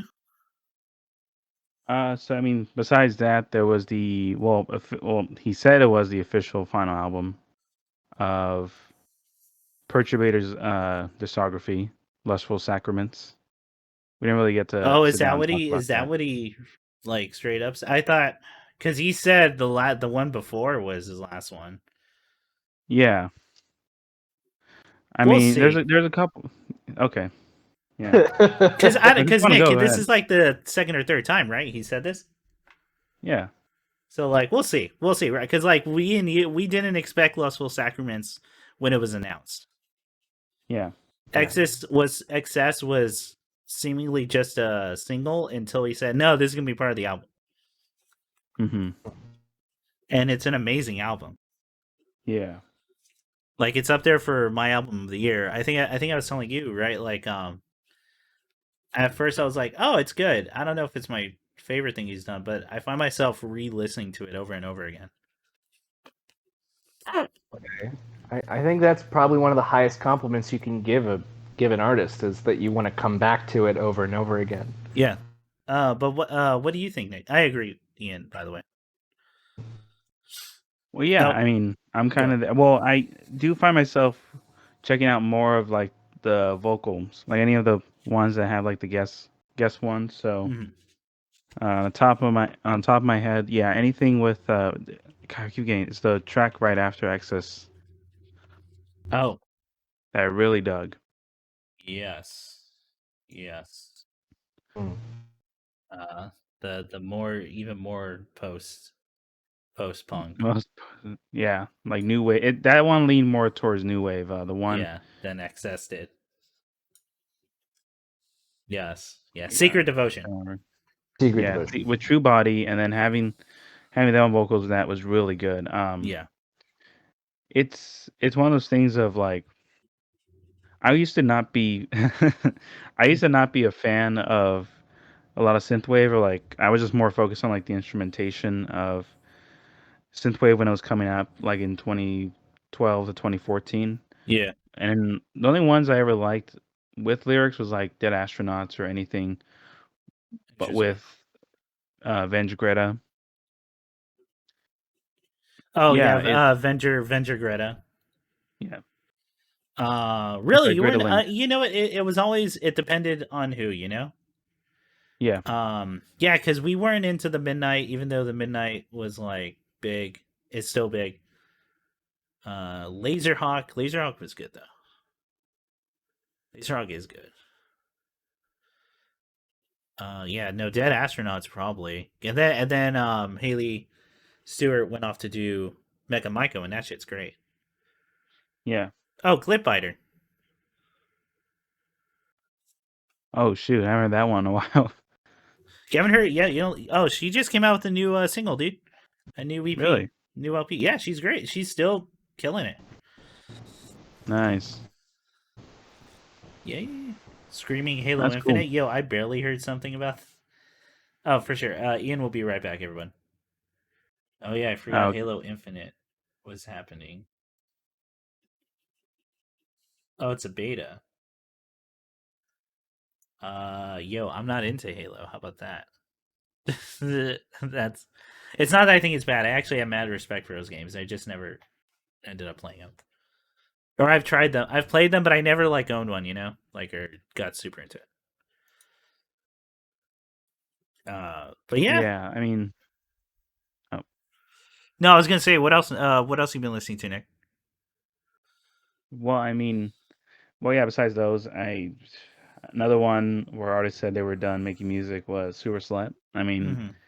didn't really get a chance to like talk about the last album they did, Schizophrenia Simulation. Yeah. Did we not talk about that? Did we not talk about that last time? Or when it Hello? came out? Yeah, did we not talk I about don't. that last time when we came out? No, I don't think we did. Oh, okay, that seems weird. I mean, what else is there to say? That's also competing for album of the year. It's 10 out of 10 whole way through. Being 10, yeah. It was one of those albums where the more I listened to it, the more it became like one of my favorites. Yeah, I'm with you. It might be my favorite out of her whole discography. Yeah, well, I remember telling you that from like the first listen, it was I knew it was my favorite one, Oh, sorry, jeez, but it was just we're ahead okay. of the curve. I know, I'm pulling you caught up to me. I just Your all states just caught up. oh, there it No, is. I mean, what, dude? It's so. Everyone should just go listen to the album because that album's like an amazing ride the entire way through. Yeah, it makes you more curious about where the idea of the Yeah. theme came from for that album Mhm. specifically. Yeah. It reminds me And of Daughter's latest album. You won't always get what you want Oh, or what you deserve, in the sense that it's a really great encapsulation of anxiety and, um, yeah, just how anxiety actually feels mm, mm. by working its layers. I haven't listened to Daughter's new album, but I've been such a long time fan of their work. I think they're Oh, some really? great Yeah, stuff. their last album was You Don't Always Get. Uh, and that's by far, like, in my opinion, that's their best album. Oh, But I came to Daughters late. I don't know when I came to Daughters necessarily. They were, I mean, rip up, but they were an old bit of Amoeba. They were always being featured, Yeah. their vinyls on at Amoeba. So They I were was like like, they were like a math punk band, apparently. For a little really? bit. Yeah, if I was reading up on them. Yeah, you won't get what you want. What you want. We'll get you one. Yeah, because they took like yeah, a Ian. 8-year No. hiatus, and that's what they came up with. Yeah. Oh, okay. I like that. That's a Yeah. good name for post hiatus. That's album. really good. Oh, you are canceled, Storyteller Cast, for not liking Halo. Damn. Listen, I don't even think Halo is bad. I just never got into it. I know it's about the Bible, so like. Oh, is Halo a Bible-y time? Oh, it's super Bible-y time. Oh my. You I was should. unaware. I mean, You should wait, look into isn't it. Master Chief's name like John 3:16 or something? It's Maybe like I John had... Halo, but like.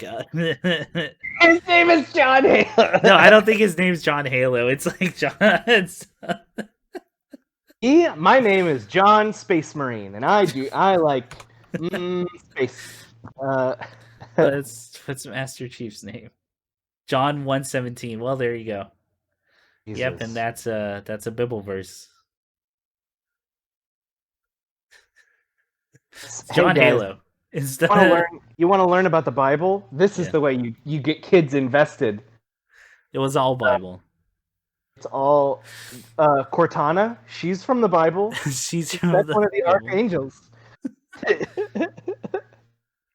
Oy. But yeah, Nick. Yeah, no, Super Slut's new album is fucking phenomenal. It's hard, right, to say any more than that. I would say so. Cool. So I was trying to go into that, but we're out of time for that. So No, if you got more to say, go for it. Yeah. Well, I mean, don't you have your month and then like whatever the topic is? Month. I'll worry about my month. As long as we end on Space Jam 2, I'm gonna be fine. Okay. That's all we need to end on. Yeah, we need to talk about it. I can't not talk about it, okay? Because But yeah, Nick. What else? What else you got to say about it, man? Well, and I was going to say that this album, there's a really interesting take on some of the things, because Chris talked about Daughters being an accurate depiction of anxiety. I'm really curious about this title and like what exactly is a thought process for like the way these songs are organized. Yeah. Because now I used to get curious about. I think it was after the Caretakers' whole discography, after I went through it, was now became a thing where whenever I listen to albums as a whole now, I now start thinking more about the structure of the themes and like the arrangement of the songs Yeah. to convey to convey the message, if there is a message to be that's tended to be expressed. Mm. And there's always this constant back and forth motion within the album, Schizophrenia Simulation, of you have the heartbeat music, which is supposed to be usually right after, like, juxtaposed to the prior track, which is like the more groovy, approachable, kind of like rave rhythm to them. So like Mhm. the second track, I break my heart in yours, and then Purple Hearts in Her Eyes, and then Blooming uh, Blooming Onion. Indecent Flower are three tracks that are in the beginning, middle, and end sections Mhm. of the album. So I wonder if they're there to kind of like to convey the feeling of finding a break or finding a temporary, like, not escapism, but like finding your own satisfaction Mm. or like your own joy within, like Chris described it as chaos, but Mm. personally it comes across to me as more just like what I described it is as given controlled to chaos. controlled chaos, Yeah, yeah. yeah. Yeah, that's how I. And no, you're right, Yeah. because you said it, so it can't be wrong. So So that's right. That's right. that's cool. Hey, Yeah. where does car accident fit in though? Well, I think that's the point. Like, car accident fits because Yeah. it's at the point where it's right before the break. Like, it's right before like easily the catchiest song in the entire album, Absolutely. like the groove or the quote grooviest one, because it comes across this feeling of like car accident having the most density and like, and honestly I describe it, yeah, it has a lot of girth. It has a lot of girth There's a lot of and oomph. it's oomph. No, A I lot of agree with you. Car throbbing, accident's a lot the of break throbbing in the veins in album. the atmosphere. Yeah. Mm. Car accident, I would describe as that's where you divide part 1 and part 2. Okay. Yeah. But then Slut Crusher. Oh, I love Slut Crusher. I know, but where does it go? Where does it fit in the? No, Slut Crusher is like one of my favorite songs on the album. Actually, like I joke about Slut Crusher, but that one and like Looming Sorrow Descent, yeah, Purple Hearts in Her Eyes is like fucking phenomenal. Yeah, Looming Sorrow Descent is my favorite song, but Yeah. Looming Indecent Flower is, man, Yeah. just gorgeous. But Looming Sorrow Descent, dude, sounds like a late '90s, early 2000s like thing you play at like a hacker rave. No, I agree. Or like those edgy videos they would put out, like, oh, this band's gonna rock your world. It's gonna make you its bitch. And you're like, whoa, calm down, advertisement. This song's gonna fuck up your whole family dynamic. Yeah, you want to download a fucking car, would you, punk? Yeah, Anyway. yeah, you fucking asshole.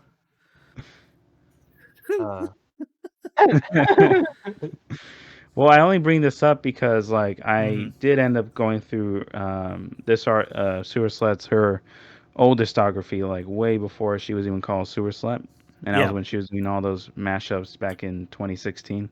Mm-hmm. And when she started doing her own original works, they did have this overall theme going for them, but it wasn't until honestly last year when she started doing more. Kind of like the tracks have a very loose theme, but they're still like they can be argued to be their own like worlds or like their own themes, like contained stories. It was really interesting to see this and just see how much different the approach is now for an overarching theme in an album versus like her earlier works of doing that. Because in her versus early works, like a collection of singles. Yeah, so like we compare that to like Song Machine, and then like compared to all the concept albums that Gorillaz put out prior, Humans, Now. Yeah. And it was this thing of like, but it wasn't focused necessarily on like the subject itself. It was more like a person. Like Mhm. her early works was overarching theme was like about well, Ian, you would know about the case of Junko. Yes. And yeah, a lot of her albums were structured around that, around her case. Yeah. I'd say that that's a fair assessment. It was a big point of her focus creatively Yeah. early on. Yeah. So yeah, that's what I think is really interesting. I'm looking forward to if they ever decide to do more. I know they do plan to do charity streams in the future, so I'll just see how that pans out. But I know they're doing more remixes and releasing more covers. Hmm. Yeah, last one were really good, and you can definitely tell like the approach of having more atmospheric density and having more of a approach similar to like nature, like it has Right. like an ethereal quality to it. But yeah, that's how I'll Gotcha. describe it. But yeah, the Cool. album's good. I like it. It makes my brain feel good. Also, All right. Anything else? no, I'm good. Okay. Oh, okay. All right. Yeah. Ian, what do you want to talk about before we talk about Space Jam 2? Oh yeah, we never talked about Loki, huh? Oh shit. Do y'all want to talk a little bit about Loki? I'd be happy to No, talk a I'm little good. bit about Loki. Okay. All right, Hey, Nick, just hang on for a bit then, all right? Okay. Yeah, sure. Okay, we all seen Loki, right? yes. Okay, so hey, Hey. spoilers. I keep thinking the camera's over here for a reason, but that's because of my screen. Spoilers for Loki if you have not finished Loki. I thought the ending was like not as strong. Well, hang on. Let me Okay. give the timestamp. For let's give ourselves no more than 20 minutes. That sound good? That sounds fair. More than fair. All Yeah. right. Yeah. In 20 minutes from now, Loki. Oofa. Hoofa doofa. I think it might be it's either this one or WandaVision's the best one. I would From argue that WandaVision is cumulatively the stronger show. yeah. Uh, I feel like this show was not as strong at the finish as it could have been. I can see that. I think it has a better ending than WandaVision though. Okay, okay. I can see that position. I see you. I see you. Yeah. Uh, Because WandaVision goes back to the the just regular MCU. You know? Like that's a yeah, Marvel thing. yeah. As opposed to the really interesting things it was doing beforehand. Yes, that's true. That were working True. incredibly well. Uh, Loki, I had the most fun, I think. Or no. No, I think WandaVision had the most fun, but that's because I'm a big sitcom guy. But Loki was a lot of fun. Loki was lots and lots of fun. I think that, especially when I think about episodes 5 and 6, Yeah. maybe could have done with more breathing room for me. Okay. It felt like we were covering so much ground so fast. It's not necessarily that anything. It's kind of what you were saying about Masters of the Universe, He-Man earlier. Okay. I felt like all these emotions feel correct, but all these things feel like they're happening really quickly for me. Okay, I can see that. For Mobius realizing that everything he's ever believed is a lie, and then Yeah, that's a big one, huh? Yeah. That one Yeah. also got me. Like, Yeah. for someone who's one, so and- into the system, you know? and then to have Judge Renslayer essentially decide, I'm doubling down. I know everything's a lie, but Yeah. I'm gonna stick with it anyway. You know. Yeah. I mean, it's all interesting, but I kind of would have liked to see her wrestle with it more. I would have liked to see Owen Wilson wrestle with it more.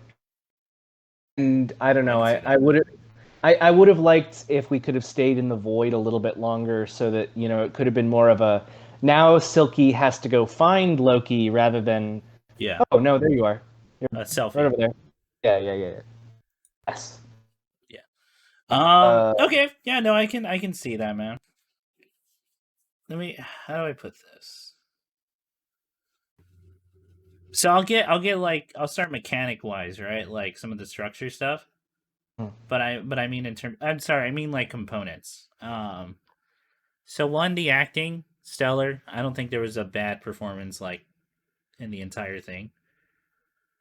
Even the kid, they got to play Kid Loki. Was great. Yeah. Yes, I agree. Wunmi Masako. I hope I'm butchering that name. Masako is who is Hunter, the Hunter. B-15. Yeah. She's also in Lovecraft Country. Yes. And so is Kane, the Conqueror. Yeah, who is the lead role in Lovecraft Country? Yeah. Yes. And I've said that before. I really like Lovecraft Country. Yes. Like that's a show made for me. Absolutely, it's a beautiful program. Beautiful show. Both their performances were just phenomenal. Especially, I think the guy who plays Kane. Why am I forgetting his name right now? Kang the Conqueror is played by Kang. Jonathan Majors. Jonathan Majors. Yeah. God, dude, that was a great monologue read. His whole performance, and then the fact, like, okay, let's talk a little bit about his performance, like the way that he turns on them. Like, he's very carefree, he's very casual, but like, that moment feels so much like what's it? The Matrix 2. You have found the architect. Yeah. The god of all gods. I know exactly what you're talking about. Yeah. But he still plays it well. I mean, but that dude's like, so, and that episode's weird because they got to do a whole exposition for his character. Yeah. As well in that, which it didn't feel too forced, but it was still like, as soon as it happened, I went, yeah, you got to do that. Okay. Yeah. And then, but maybe that's just because I watch too much TV. That's also quite possible, like, honestly. And yeah, man, it's tough because that decision they have to make at the end is weird because I know a lot of people are going to go, well, the logical thing is Loki's right? Mm-hmm. And then, but I'm like, oh, but I know exactly what Selfie's thinking too. Like, it's. Well, I'm afraid they're trying to make her like, oh, it's emotion based, so it has to be. So she's only doing that because she's in a heightened emotion state, and that's weird. But in my head, I'm also like, well, it's also like you just found out that there is something that can be done and give people actual free will. Yeah. That's an incredible responsibility, and to do anything other than that is a form of oppression. Mm-hmm. And that's really the real tough choice. And then, of course, this being Marvel, they're not going to talk about that, right? Like, they're not too deeply. We're not going to go into the philosophical debate of not just if free will exists, but if it does, can it be installed or can it be taken away? Right. And then I was kind of thinking it's really interesting because ultimately, Kang is doing what Loki from Avengers 1 wanted, which is being a benevolent dictator. They have taken away the temptation of choice to make your lives better. And so, like, when we're seeing that scene of Kang, like, describing, the dangers of free will, I literally was just thinking about the scene where Loki is in Munich, and he's having, like, all the people kneel before him, and it's like, it's the same thing. Yeah. The idea that taking away people's freedom is actually one of the most freeing things, because you're then freedom is freedom from danger in a certain sense. Yeah. If that, you know what I mean? Yeah, I know what you mean. Except that that's shitty and terrible It's in my very shitty. opinion. It's a Yeah, mentality of it's only mine if I can take it away from someone. exactly. It's what an Uh, abuser does. It's what it's what It's obsessive also people do. Yeah. it's also like the mentality of a lot of like gross, terrible men of, Yeah. well, I know what's best for other people, so I Yes. should make the decisions for them. You Hmm. know. So Absolutely. yeah, So that's why. So it's also a reason of, and I don't know if they thought about this aspect of it. I feel like I gotta be careful what I'm saying here because I don't want to say, oh, they're dumb, and I think more. right. Then no, what I'm getting at is because then there's an argument to be explored of as soon as Loki is like, hey, we should hear him out and maybe agree to him. It's like, well, of course Loki would say that.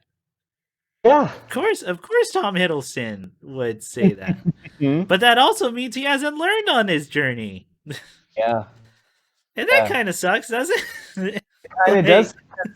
Because you'd think that after all of this, he would have in some way internalized what Silky has been feeling and yeah. saying about, like, it's worth the danger to live your own life. Uh-huh. But I think that on some level, it seems like Loki just cannot shake that need for control. Yeah. And this Which is, is a good excuse because the excuse is, well, it's safety, right? yeah, It's safety if it's oppression. yeah, exactly. If I keep you in a cage, the nothing outside the cage can get you. Exactly. Even Exactly. if I'm your only lifeline out there. Mhm. But I'm good. I'm not a bad one like the Yeah. other Kangs.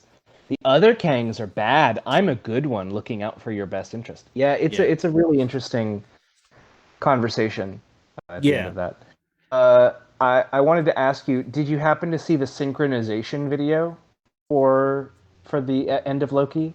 No. Before I So get to that, let me address some stuff in Christian's saying. Or at least some stuff going on in the chat. Yeah, we kind of talked about the. Yeah, to kill means more bad things will happen, but not. But like bad things are gonna happen either way, and that's like the whole. That's the whole point of that. yeah. She turned. Yeah, they kind of do turn. That's part of the thing I was trying to get to earlier in the when I was talking is they kind of I'm afraid that they'll make her seem like, oh, she's just an evil woman, basing her decisions Yeah. on emotions, and that would like severely undercut her character Yeah. because she I is think entirely justified, like in her anger. she was stolen as a child. Yeah, There's no justification. There's no way that they're trying to make an yeah. argument that she's an. She was stolen from her as a child, told, "Oh, you have to die," but not given a reason why. You're just brought into this system. Kind of at the end, the best you can tell is just you being a woman is the problem. Just you existing the way you Yeah, exist is the problem. yeah, You know? you get that weird vibe because all the other Lokis are dudes. Yeah, yeah, and they don't get pruned from the Yeah, timeline. Yeah, yeah. yeah. Yeah. No, so I'm like, God, I hope they don't do that because she is a more complicated character than that, Yeah. or at the very least, she has the potential to be. I think that she's probably one of the more interesting characters. I loved their interactions. Oh yeah, Seeing her play opposite Tom Hiddleston, yeah, yeah, they're just killing it. They're yeah. so talented. Yeah. And I also have to think and remember because I think we've talked about this before, ever since like Avengers 1, that Loki in the MCU universe is not the conniving trickster Loki everyone talks about in that universe. Mm. It's more really is just like a bumbling fool that kind of like has jokes happen to him, Yeah. but everyone says he's smart. And this show doesn't really fix that problem. Yeah. other than him just like, well, I know how I would think, and I go, well, that's probably the smartest thing he said in the in all of Marvel. I do. Oh, we've got also like give it up for old Loki.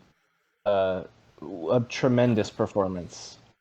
Tremendous performance from that actor, who created an entire illusionary Asgard. Oh, you meant Castlevania, Christian. Oh, my bad. All right, my bad. Yeah, sorry. Go ahead, Ian.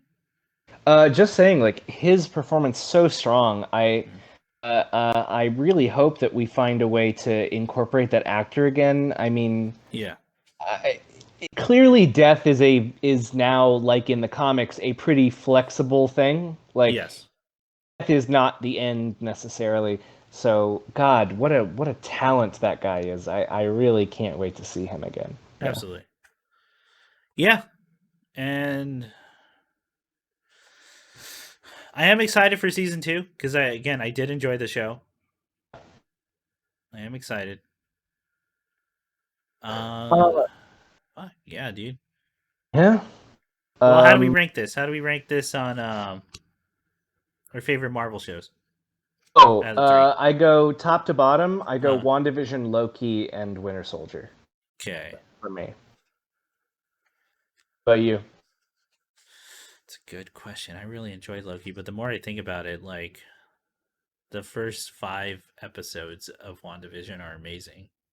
Mm-hmm. You know what? I think it's a close competing thing for me, but I think WandaVision edges it out. Okay. Just because the more I think back on Loki, the more I'm like, yeah. Yeah.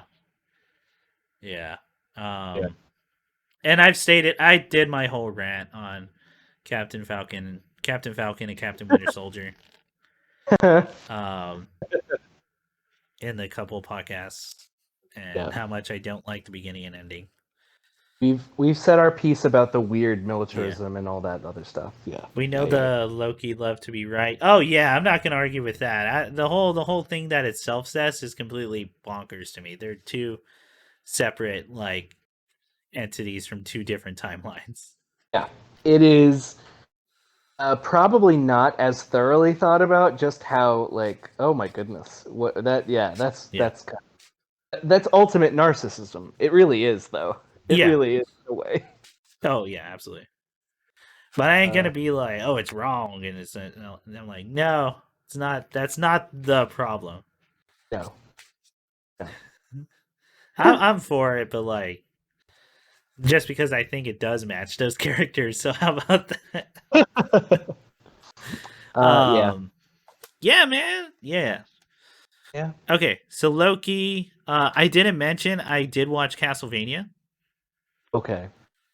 And Castlevania the new season. And are you? I know Nick hasn't caught up on it. Ian, have you? Or have I caught up on it? No. Okay, it's totally good. It's worth it. Guys should go watch Castlevania. Okay. Yo, man, Okay. Isaac's like the best character in that show. Okay. He has the best monologue in the entirety of Castlevania. Okay. It's almost like it's like better than the rest of Castlevania, and Castlevania is really fucking good. Okay. When you guys get there, you guys will get there. You'll know exactly when it is. All right. I'm excited. Yeah. I'm excited. And of course, the action, the animation's perfect, and like, it's amazing. What else is there to say? Right? I mean, yeah, I can tell it is beautifully animated, and I think back when it first came out, we said like, "Wow, this writing is very much clearly written by Warren Ellis. Warren Ellis." So yeah, but he's toned it down. Okay. It's not early Warren Ellis, you know.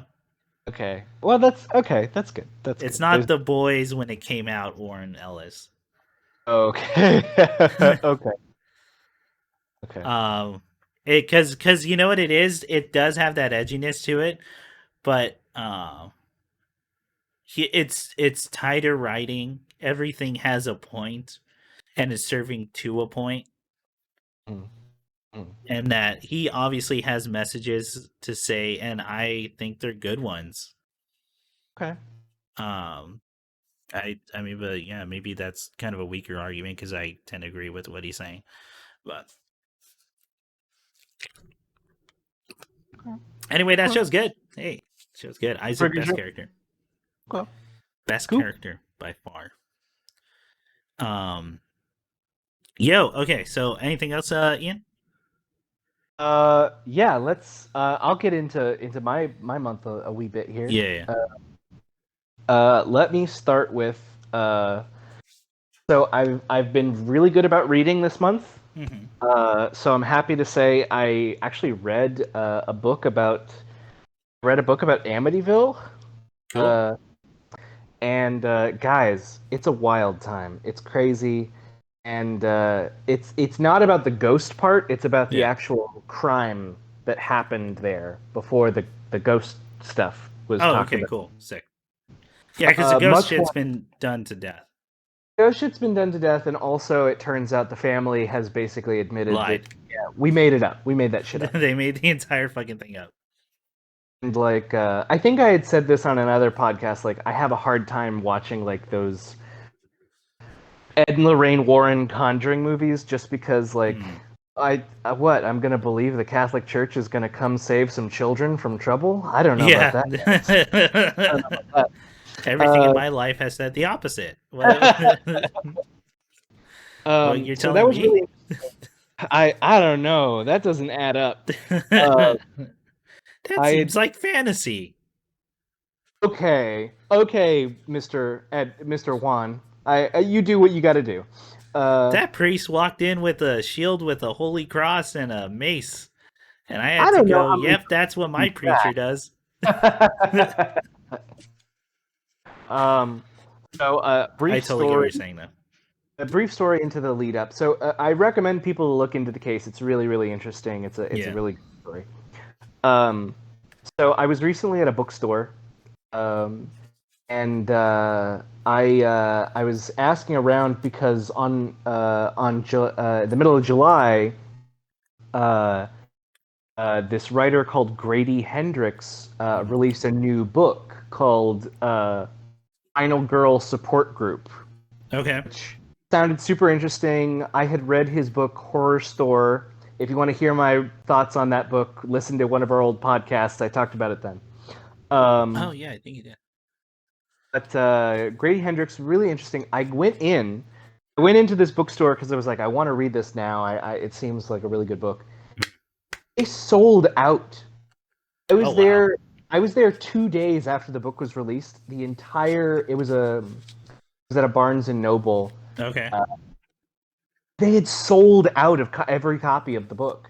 That's wild. I was just like... Now, granted, they only ordered 5, but that's wild. Yeah, guys, I didn't know... I literally, like, I mean, I didn't say this to the clerk because I thought they might take it as a slight, but my literal thought was, like, do fucking books sell out anymore? You know what does? Manga's selling out. Oh, did you know that? Yeah. I didn't know that. No. Like, is it like One Piece or is it like stuff it's like One that? Piece. I think it's the big ones, right? It's the big shonen ones. So like Demon Slayer. Okay. I know my sister's been having troubles getting Jujutsu Kaisen. Okay. So you know the big one, the popular ones. Big boys. Although I think after Mira's passing away, Berserk stuff was selling out. Okay. Well, that makes sense. That was awesome. To me. That makes sense to me. That happens to every author. Yeah, that's true. So I ended up just buying his latest book. Yeah. Which is called My Best Friend's Exorcism by Grady Hendrix. Okay. I have now decided he's gone from being a really good writer, really strong. Yeah. He's fucking incredible, you guys. Really? You've got to read this book. It's so good. Okay. So good, I was blown away. Yeah. Is first off a funny book, very haha, very very witty, very charming. I mean, so like if you look the at shape the of the season, really. we had guffaws. You look at the cover, it's clearly like trying to pull off an old like VHS aesthetic. Yeah. And so there's a lot of like references in the book that are kind of like, hey, you remember that thing from the early 90s or late 80s? That was weird, right? Remember swatches? Swatches, We're going to talk about swatches. So that's all very good and fun. People would just run up to you and slap them on. Slap bracelets. So yeah. But what I can say about this book is it tonally feels very much like you're like an action horror film from the late 80s, early 90s. Mm-hmm. Like very much in that kind of vein. Yeah. But the only way in which it's different is this book has an emotional depth to it that is honestly, like, I had to take a break a few times. I was like, this is too much for me right now. This is a lot. Wow. It's beautiful. It's wonderfully written. It's really I'm saying that in a positive way, but like, holy shit, this book just like you hit a point where you're like, okay, we can't get any worse, right? And then, god damn it, he finds a way to like twist the knife again, and it's like, Jesus, good job, man. In general, my kind of setup for it that I would say is two teenage girls in 1988 are going to high school together. Mm-hmm. They go out to try LSD for the first time by a lake. And, they then realize that they've stayed up all night and they have not yet felt any effects from the acid they took. And then it turned into the 80s. So then they get one of their friends goes missing, and when she reappears, she's starting to act very peculiarly, very very sick, very moody. And so what I think, again, to kind of comment to the emotional depth that the book has, that I thought was like, oh wow, they dedicate like 60 to 70 pages in the middle of this book. They're not talking about like devils, demons, the exorcism, anything like that. Yeah. They just go through like, in reality, if you had your 16-year-old friend go missing in the middle of the night and then showed up, she's acting weird, she's acting like she got sick, she's not expressing herself, like what realistically would you think happened out there? Yeah. And then they kind of go through all that, and it's kind of harrowing, just the idea of it ends up not being that, but like just the fact that you have to kind of go through that emotional exhaustion of, I thought I saw a man in the woods. Was there a man in the woods? Did you see one? Did he do something? Trying to dig into that kind of thing. Also, hey, here's another selling point. A bodybuilder for Christ is the exorcist in this book. It's such a good book, you guys. Wow. Oh, Nick, you don't know about bodybuilding for Christ? No, I know about it. I was just surprised that, it's in a book. I am acutely aware. Of course, the common phenomena of bodybuilding for Christ, as we. So let me. Hey, internet, how people bodybuild for their waifus? Christ is the real waifu. I am the bride of Christ. Wow, hey, bodybuildingforchrist.org. Is that a real website? Is that a real website? Oh my god. Your health God's way. Holy man, this logo is amazing. Please put it in the chat. Please put it in the chat. Hang on, here's the link. Oh my god, yes. Excellent. Your health God's way, dang. That fucking logo is everything to me. Damn, that's really good. That's like a legitimately amazing logo. Fantastic, man. Oh my god. Everybody look up Bodybuilding for Christ. It's so to close out on the book, please go try My Best Friend's Exorcism. Grady Hendrix is such a strong writer. Whoops. I cannot wait to read his next novel. So good, so good, so good. Yeah. To Nick, I just wanted to mention I have picked up a copy of Underground. I'm gonna start Oh, nice. because I decided I'm too happy, and I want to try and Yeah. put a You tab want on to that. fix that real quick? Oh, I'll get you going real quick, huh? You want to feel your soul leave your body. And I don't know, maybe this won't apply to anybody, but just in case, for any of our listeners who are in the Los Angeles area, Mhm.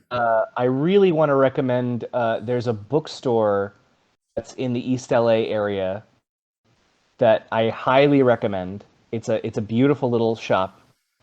Uh, it's called Libro Schmibros, Okay. and it's like right by Mariachi Plaza off of First Street, and Okay. they do a book trade-in program. So it's actually a really easy, cheap, affordable way. If you guys want to go in, you can trade in books and you can swap them out. It's a Interesting. wonderful resource for the community. That's cool. If anybody out there is in the Boyle Heights, East LA area, please go Nice. check out those folks. That's Uh, pretty cool. yeah, yeah. And then I'm just going to mention one last thing, and then we can jump into the Space Jam. Yeah. I've been listening to a podcast that's a history podcast, Okay. and I enjoy it so much. The show is called Tales from Atlantis, Okay. and it's essentially it's a history podcast about Mexico and Mesoamerican history, Gotcha. and it kind of focuses in on misconceptions or untruths and tries to unravel them. Yeah. Uh, I'll just mention the first episode because I think that like the first episode got me addicted. Honestly, I loved it. So they break down the like Raza nationalist movement of the 1970s, Yeah. and this dude who's one of the hosts is Maya, and the other one is um, a different indigenous subgroup from Mexico. I can't think of right now, but they're both like native dudes talking about history. One's an archaeologist, one's a paleontologist. Yeah. One's an archaeologist, one's a anthropologist. Okay. And so they talk about this book, and they basically like tear this guy's asshole apart because his history book was real bad, and his Okay. history like not backed up.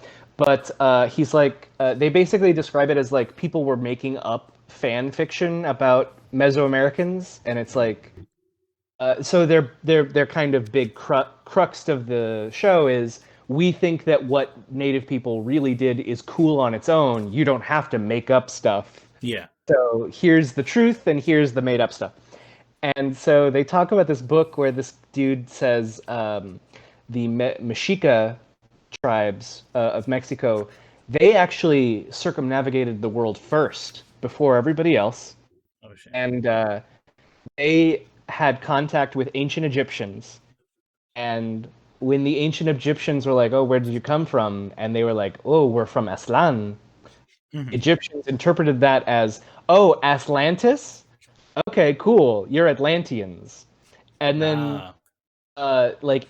the ancient Mexican peoples basically passed along like, oh, agriculture, we did that. Also, like most of the Greek vocabulary in Hmm. this guy's book, he's like, oh no, Greek vocabulary is actually Nahuatl words that they borrowed, and they're like, that's definitely not the case. But it's a really cool show. It's a really cool show Yeah. that talks about really interesting things, and I felt like I'm actually learning a lot of things that I never knew about, not just Mexico, but also like tribes, native tribes from like the Southwest, and how those people interacted in the pre-Columbian period, and Yeah. I don't know. It's a real neat show, guys. It's worth a listen. Right on. Um, So yeah, that's called Tales from Atlantis. That is Aztlantis. Real Gotcha. fun. Now, are y'all ready for the Space Jam? Hang on, one more thing before Space Jam. Yes, yes. Okay, I watched the Carillion Frequency finally, after because it came on like early Netflix. Hmm. You all know anything about this? No. Okay. There's only 5 episodes. I wish there was more. God, I wish there was more. It's really good. It's a horror. It was made by these guys from Venezuela, or is it Argentina? It was a web show, Hmm. and it was picked up by Netflix in the early day of Netflix when they were just kind of going for stuff, Hmm. and they were doing more experimental. Hmm. Yeah, give me a sec. Argentina. Mm. And it's this mystery city somewhere in Argentina, and spooky stuff happens, and it's all told through this radio station, and it's callers who call in. And what's the name of the show again? Carillion frequency. Alien frequency. Carillion frequency. Frequency. So try this. I just think everyone should watch it. It's short, 5 episodes. Some good Ooh. horror. God, I wish there was more. Okay. Fun horror. I'm down for But that. yeah. That's Yeah. All right. That's all I had to say. Mm. Okay, y'all ready to slam jam into the I'm Space ready Jam? I'm ready for the Space Jam, you guys. Nick? Yeah, I'm here to slam. All right. Okay, spoilers for Space Jam 2. From here on out, it's all Space Jam all the time for this podcast. In fact, I will put spoilers in the tag if it would just freaking let me. Give me a sec.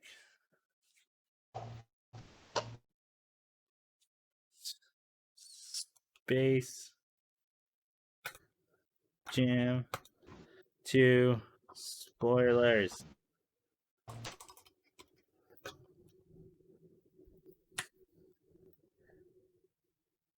All right, let's put.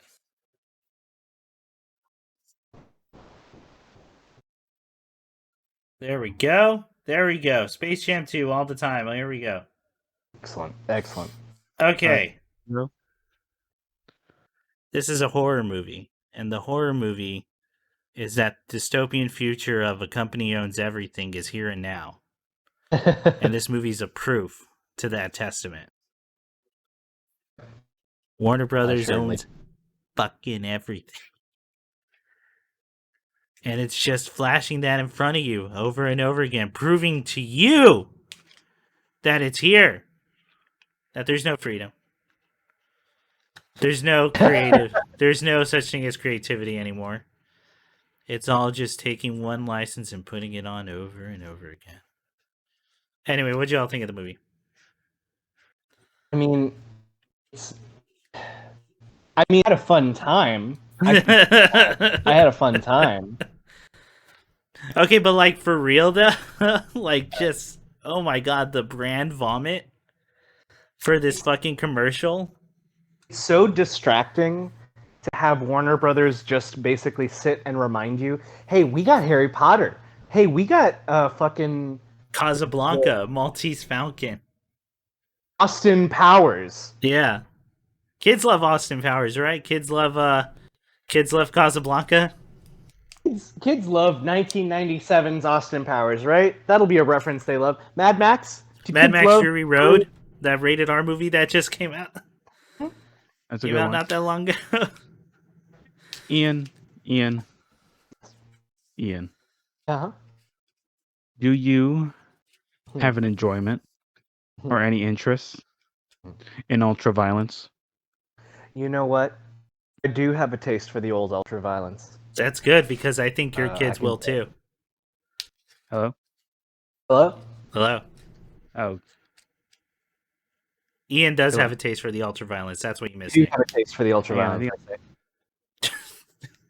Jesus Christ. for ultraviolence? Yes, he does, Nick. Yes, I do. I'm sorry, I just kept cutting off, and I don't hear the things you hear. I'm sorry. Anyway, we think your kids will too, Ian. Well, I agree. I think that if the characters from A Clockwork Orange enjoy a basketball game where Don Cheadle becomes a muscle monster. Dude, he looks so awful It's when it horrible. happens. All the 3D in that movie looks fucking terrible.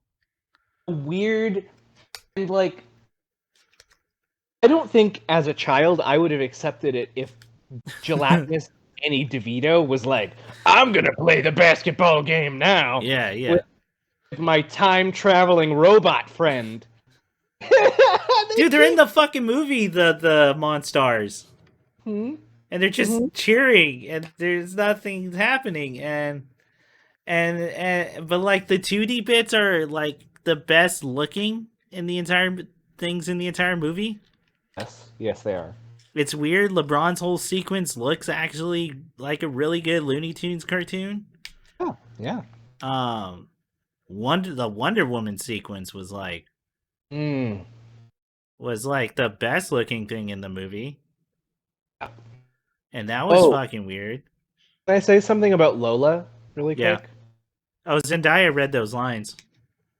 She sure did read those lines. But she read them while she was driving down the 10. Like, that's about as... Like, I just felt like... y'all watched the Looney Tune show where Kristen Wiig was on it? Yes. Oh, that's... Okay, so I was going to mention... That was something I forgot to say. I watched that entire thing. Sorry, you watched what? I watched the entire Looney Tune show. Okay, so now that you have seen Kristen Wiig make Lola Bunny a super interesting, fun character, yeah, doesn't it feel like you're just getting shit in your salad? Like, yeah, I'm getting the lowest, like, or lower than the original Space Jam form. Like, they got the note that her sexualization was not cool. Then they didn't add anything, so now she's just a cipher. Yeah, and I'm still not sure about that because, like, the whole argument that women can't be good characters if they're not like if they're not like good, like, or if, like, how do I put this? If beautiful characters cannot be smart or interesting, they're just something to look at. Right. Like, that's a weird thing to say about women. Oh, I agree. I agree with that. That's like a whole nother thing. Yep. And that was even before the whole fucking movie came out. And then you realize Lola has, like, I think 4 lines in this movie. Other than, like, running the Wonder Woman gauntlet, but even then. Yeah. So what were you guys most excited about? I was really happy to see Austin Powers. I thought that was like, yeah, baby. I don't know, the Droogs hanging out with the Iron Giant. That was a good with one. the mask and Beetlejuice and Iron Giant fist bumping King Kong. Fucking Voldemort. Fucking Voldemort. Voldemort being in the thing. Yeah, but Chris. Yeah. How'd you feel when LeBron James read those lines and he said what he was told? Oh, he sure to did. The camera. That was good. That was good. That was good. He said those lines. That was and it's weird because they have a whole sequence of, isn't it, like, athletes becoming athletes in movies never works. Yeah. Never play out. Mm-hmm. And the whole movie idea is a bad idea. Then they do it, and then it's a weird meta, in that it's the AI is a villain, but they never outright say AI evil, because the AI because that's essentially what this movie is, right? It's a movie by committee, and then really it's LeBron who's wrong, and we should embrace the children who love the brands and who wanted all the brands to be here. Mm-hmm. And oh man, it's weird. And then there's that weird scene where LeBron's on the court at the beginning to his kids, and he looks like a fucking asshole. Yeah. Yeah. And then the next scene, he's super nice and supposed to be a good dad. Mm-hmm. We're like, what the fuck? What is this doing? Oh, hey, shout outs though. One thing for real though. Shout outs to Nintendo for letting him use a Game Boy. Yeah. In the movie and throwing that shit in the fucking trash. Nice. That dude spikes it Oh my god! And they show that Looney Tunes Game Boy game. Yo, that game's garbage. It's a To bad anyone game. who's played it, Bad one. that game's awful. It's bad. I It's real also bad. wanted to ask about. Oh gosh. So right now the thing that's coming to my mind is the Michael Jordan cameo. Yeah, that's legit good. That's pretty good. That's fun. That's fun. That was actually like, okay, that's a good joke. I'm Oh okay with yeah. that because they played that up. Yes. Yeah. I thought they leaned into that just the right way. Yeah. The two highlights would be that, and then the like moving sacrifice, scene, Okay. wherein they've built up all this, and someone's got to Yeah. die. Yeah, Someone, yeah. Someone's just gotta fucking die. Yep. and then the end of it is just like, I thought you died, you fucking idiot. I'm a loony. What the fuck? That Are you part's pretty stupid? good. It's very funny. I'm an eldritch being who can now like go cross between dimensions. Mm-hmm. Oh my god! And E3 is just in some fucking apartment complex instead of LA, and E3 like may or may not even exist anymore. Really? They're thinking of not doing that Oh, anymore? it's been on the down. It's been on the decline for years now, Ian. Oh, God. And while they did do electronic stuff, like remote stuff this year, like or just showcases for the companies, Joe, who fucking knows? No. No. Like I almost agree with LeBron to keep him out of it because the game industry sucks now, or has always sucked. Yeah. It's even worse. And now we're just like now talking about it. I'm not gonna even get into the whole Activision Blizzard thing because that thing is really fucked. That shit is so, yeah. Let me just say, it's fucking monstrous. All of them should fucking all the people at the top should fucking lose their jobs. Yeah. Disgusting. It's disgusting. Oh, me and Nick have. I mean, you've probably heard me and Nick talk about it again, but like, just how Activision's always been this awful place to work with, and that was before like this lawsuit from California. And I mean, and us talking about that. Again, we can get back onto the fun thing, but one point I want to say is, even though I'm fairly sure it's not going to happen, I would advocate this kind of investigation needs to happen with every single major games company in this country. Ubisoft's already gone. Should be going through it, but yeah, I 100% agree. Everyone go read up, like really read up, because it's way worse than you think. Mm.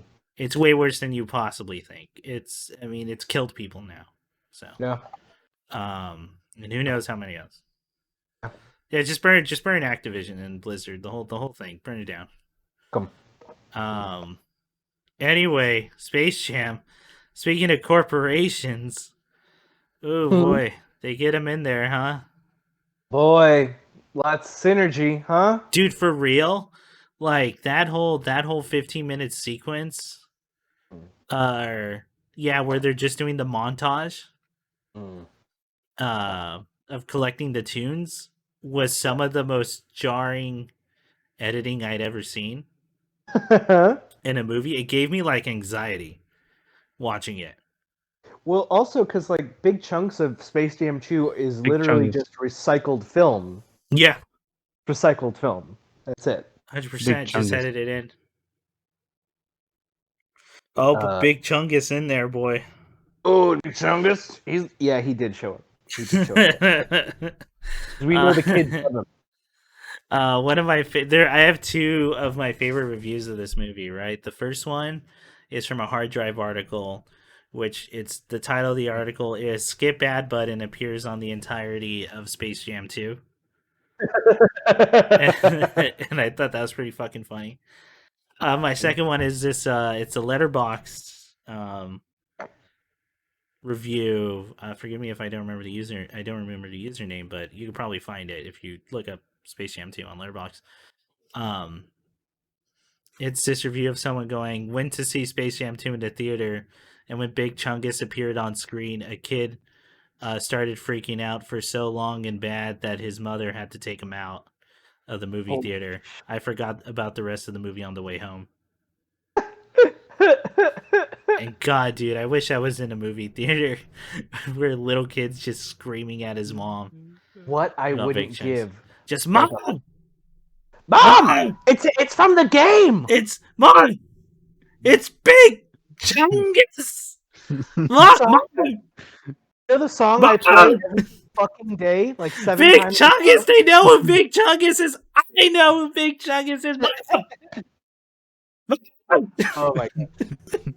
Big Chungus! He made himself sick. He got too excited. Starts banging his head against the armrest seat. Just, Mom! Mom! You know what? We're not going to do this anymore if you're going to be that way, Nigel. Is Big Chungus one of your Fortnite characters? No, Mom! He like just starts barking and climbing up on his haunches. It's that scene from Twin Peaks. Oh yeah. Barking just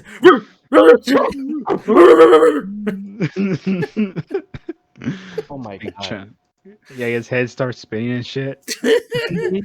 blood like appearing from the eyeballs. There's a crab Mom, walk. they did it. Big Chungus is on screen.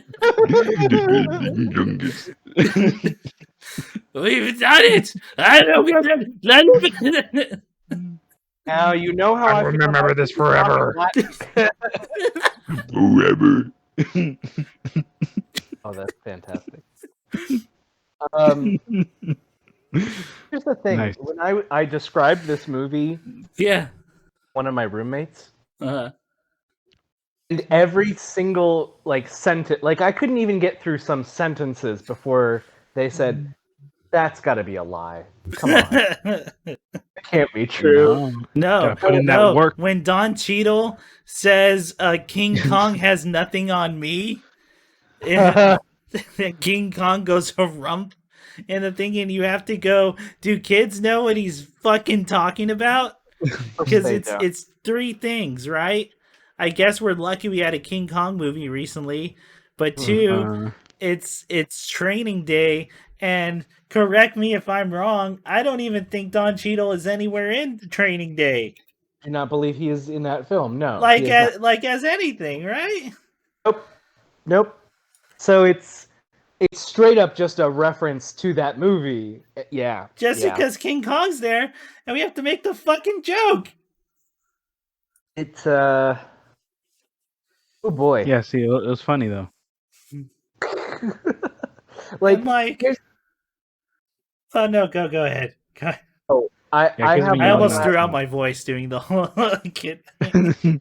I have one last thing, and I feel like I don't know if this will get a response I emotionally. feel out like I have a million things, but I can't think of what to say. Like, also, I'm sorry I keep bringing these up during our records, Yeah. but Rick and Morty was also in this. Rick and Morty was also in this thing. Shout Yes, they were. outs to Dan Harmon, obviously being trapped. A contract of some kind that Yeah, he'll never escape now. Now because you're he talked trash about the movie, and Rick and Morty are in that movie. So Yep. obviously, there's some disconnect with this with this character. Hey, Ian. Uh-huh. Ian, that was Yeah. Big Chungus.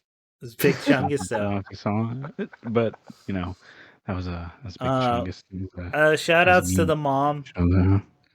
and to the older kid, who are probably the actually good actors in that movie. Yes. Yes. Um, It's The fake acting their family, little yeah. hearts out. yeah, or his manager. They never really introduce if that is his manager or agent. I don't know. They never say who he is. He's there That's though. fine. Um, You get the idea. Steven Yeun's in it for some reason. And Steven then, Yeun and Sarah Silverman. Yes. Yep. All He is right. also in. Yeah. 5 I think lines. both of them have two or three lines. Yeah. And yet they couldn't get Wayne Knight to come back for Space Jam 2. Jam it. Jam it Jam it. down. Jam it down, Big Chungus. Damn it, cyberspace jam. Big Cyberspace. Chungus Among Us. That's the other fucking thing, by the way. There's Yeah. no space in this movie. No. Cyberspace. It's cyberspace. Cyberspace. Because the internet. Kids know the internet, Ian. They Hmm. do. Do. And here's the thing about this movie. You know, I mentioned it earlier that the 3D looks terrible, but the 2D looks really good. So, but that proves they could have made this movie all 2D. But that's not what kids grew up with, Ian. We're now in the day and age where kids grew up on stuff like Frozen, like Tangled, the later 3D Pixar movies, Ooh, and they only know 3D this is troubling. in the movies. 2D is for the TV, 3D is for the movies. Yeah. If I'm gonna see a big blockbuster, I better see some bulgy animation. Yeah, I better hope that someone can Fungus. make an SFM porn about it later. God damn it. Make an FM porn about Big Chungus. Don't say it because it's true. You already know it's probably If you true. say Big Chungus five times, it will down the stream. But that's where we are, Ian. Ian, who is this movie fucking for, dude? It's for that kid. I kind of hope. You know what I hope it is? Here's my theory. What? Okay. Yeah. I think that this movie is definitely, made by committee, whatever. Yeah. Too many hands in the soup.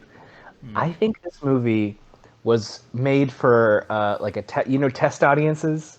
Yeah. So Yes. they had a test audience, and one by one, all of them left. They just said, I don't do this. Until there was one child who they catered to in every way, and he was like, I want Rick and Morty, and then they do my grandpa's movie, and then I want Austin Powers, and then and then Don Cheadle, he's gonna make out with a robot, and then if you guys get a chance, put in that Big Chungus. I would think like. kids should know who Casablanca is. I would enjoy if Big Chungus was there. Hey, It would make are you my ready? Do you know? existence. Oh, excuse me. Do you know who directed this, by the way? Uebo. Malcolm D. Lee. Malcolm D's nuts. You should know him as the director of Scary Movie 5 and Undercover Brother and Roll Bounce. And I like Undercover Brother. yeah. Girls Trip See, that counts. was the movie before. Girls Trips. Yeah. Oh. And they couldn't get the director of Pootie Tang? That's really surprising. No. That's really surprising. At least this director remembered Big Chungus. I got to go back and see what's better, Pootie Tang or Undercover Brother. Probably Chungus. I mean, the real answer is Black Dynamite. Chungus.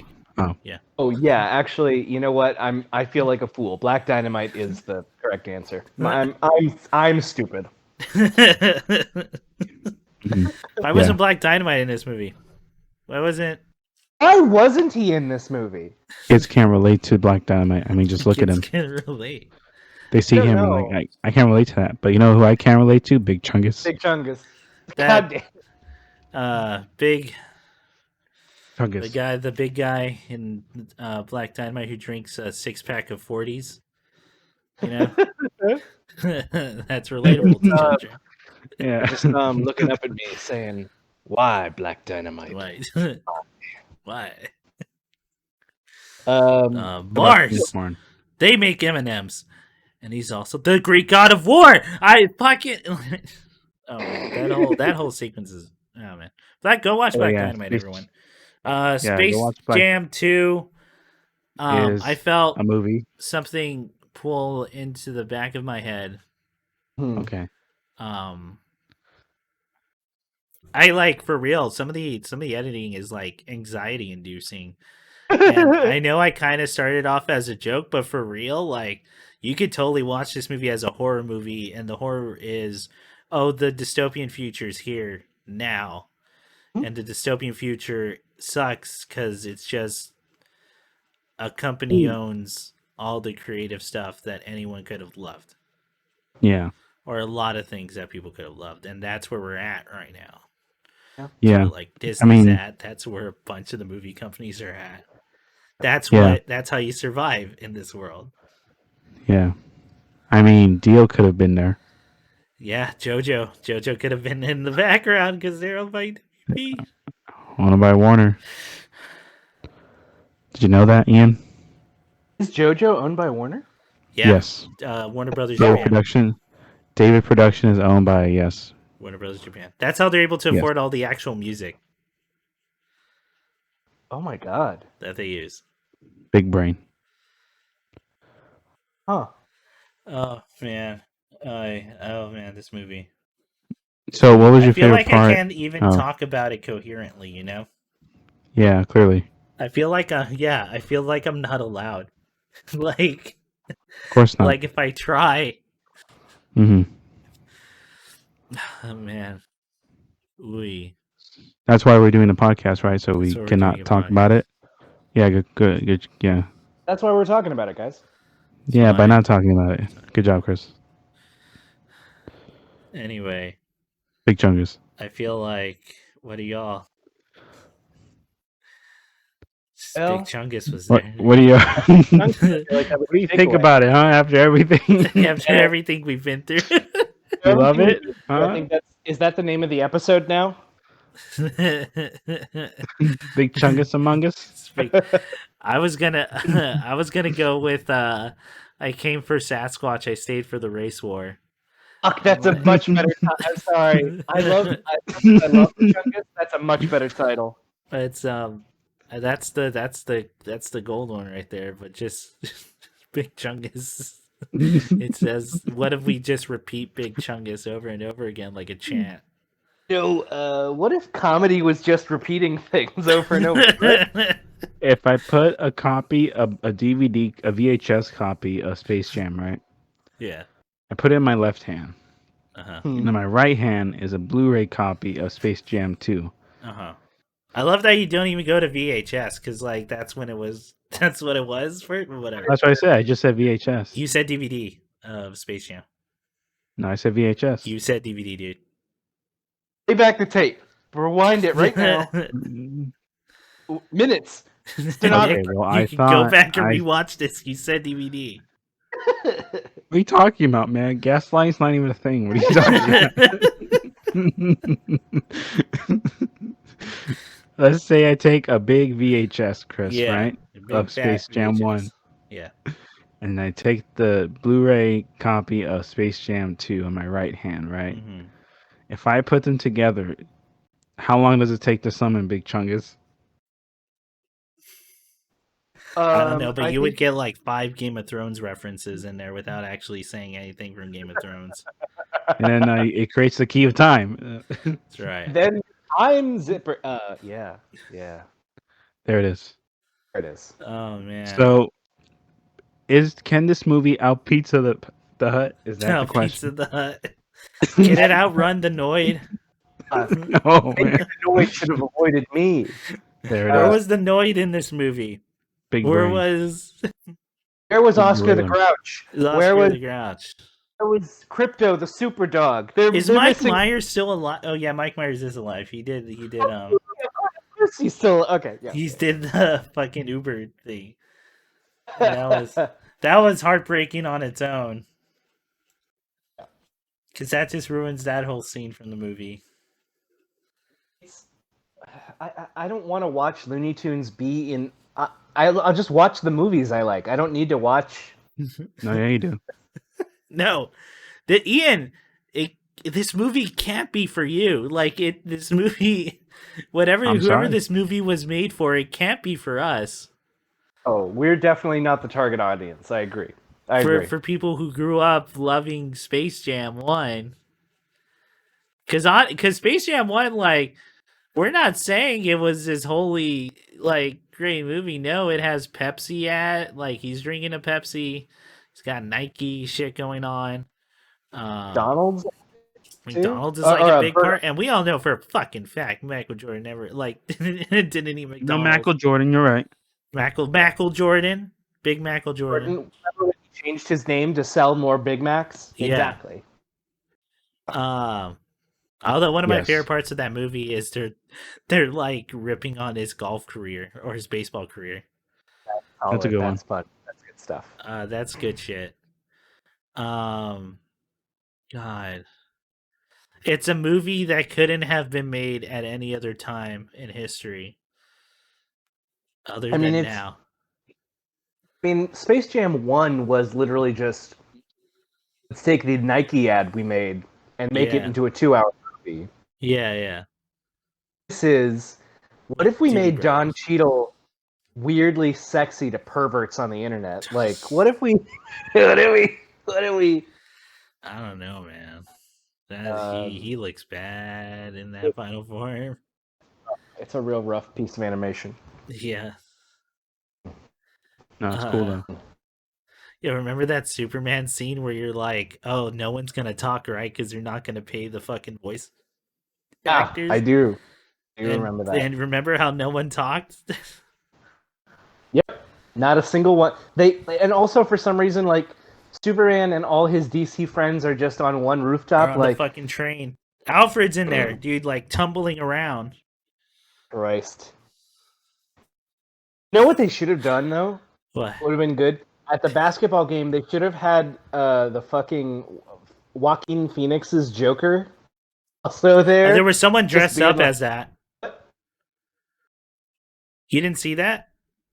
I saw the Jack Nicholson Joker. I saw Jack Nicholson, Cesar Romero. I even saw the Christopher Nolan. Oh, really? Oh, they did a Heath Ledger? Okay. Yeah, there was a Heath Ledger. And I'm fairly certain they showed the Joaquin Phoenix one. It's so perverted, I can't fucking describe how weird that is. That's so odd. Dude, the Droogs are in that movie. Like, yeah, the Mask is in there, Beetlejuice, White Walkers, the zombie Snow King. Yeah. Whatever the fuck. I didn't watch Game of Thrones, and I felt good that I didn't watch. I obviously made the right choice. If I could go back in time and all the people are like, Chris, you gotta watch the show, you gotta watch this fucking show. And I'm gonna go back and go, hey, you are making the right choice today. You know? Yeah. I used the only time machine that works. I just That's how I wanted to do it. Here's the thing, it's a one-way trip too, so I'm stuck here. So let's go So I don't know, we could I guess just watch it all burn down, because I'm gonna tell you, it doesn't get better than this. It's all down. Boy. That's fun. What else is there to say about Space Jam 2 and the sad state of movies we're at now? Well, if you've got a child, it might entertain them for enough. Go see that Big they... Chungus 2, and you'll have that'll be a whole night for you. You're probably also going to have to let your kid use the iPad so that they can play the song that Big Chungus likes to sing. Sure. They're definitely going to want that. Does Big Chungus sing? I don't. You guys know what Big Chungus stands for, right? Oh, is Big it stand? Chunky Anus? No, it doesn't. Yeah. Well, what does it mean for an anus to be chunky versus a normal big anus? chunky anus? That's not chunky.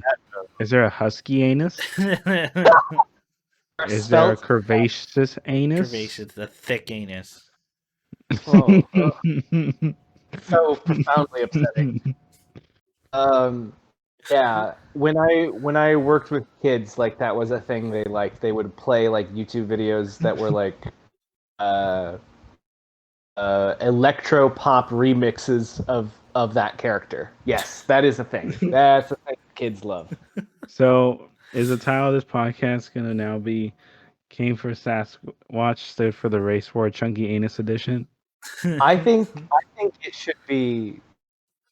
I think that if we can get that last phrase in there, we're golden. We've then hit every quadrant. of what the audience is looking for.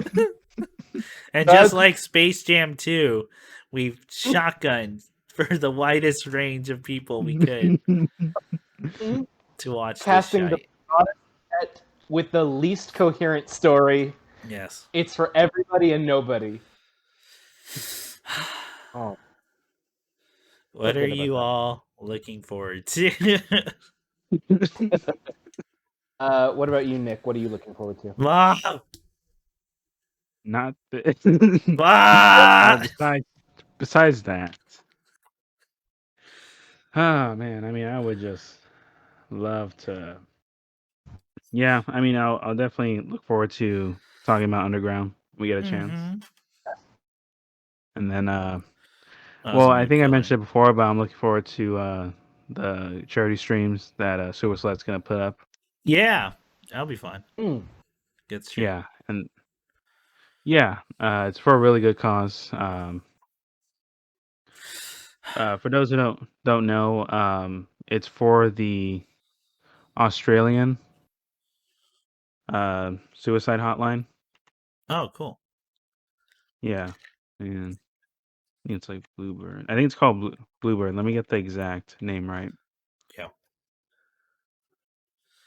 Well, Nick's But pulling yeah, it was that something up. they announced a bit ago, so they're just working on setting it up properly. Okay. Yeah, it is it's probably gonna be probably the end of this year of 2021. Got you. So yeah, we'll just see how it goes. I mean, charities like that are always beyondblue.org is the Cool. the Beyondblue.org. company. Yeah. Gotcha. But yeah, I think it's really interesting how much like the music has evolved, and so has like kind of like the views of like uh an identity like through the media is shaping, and how Okay. like you can use that in a way to Oh.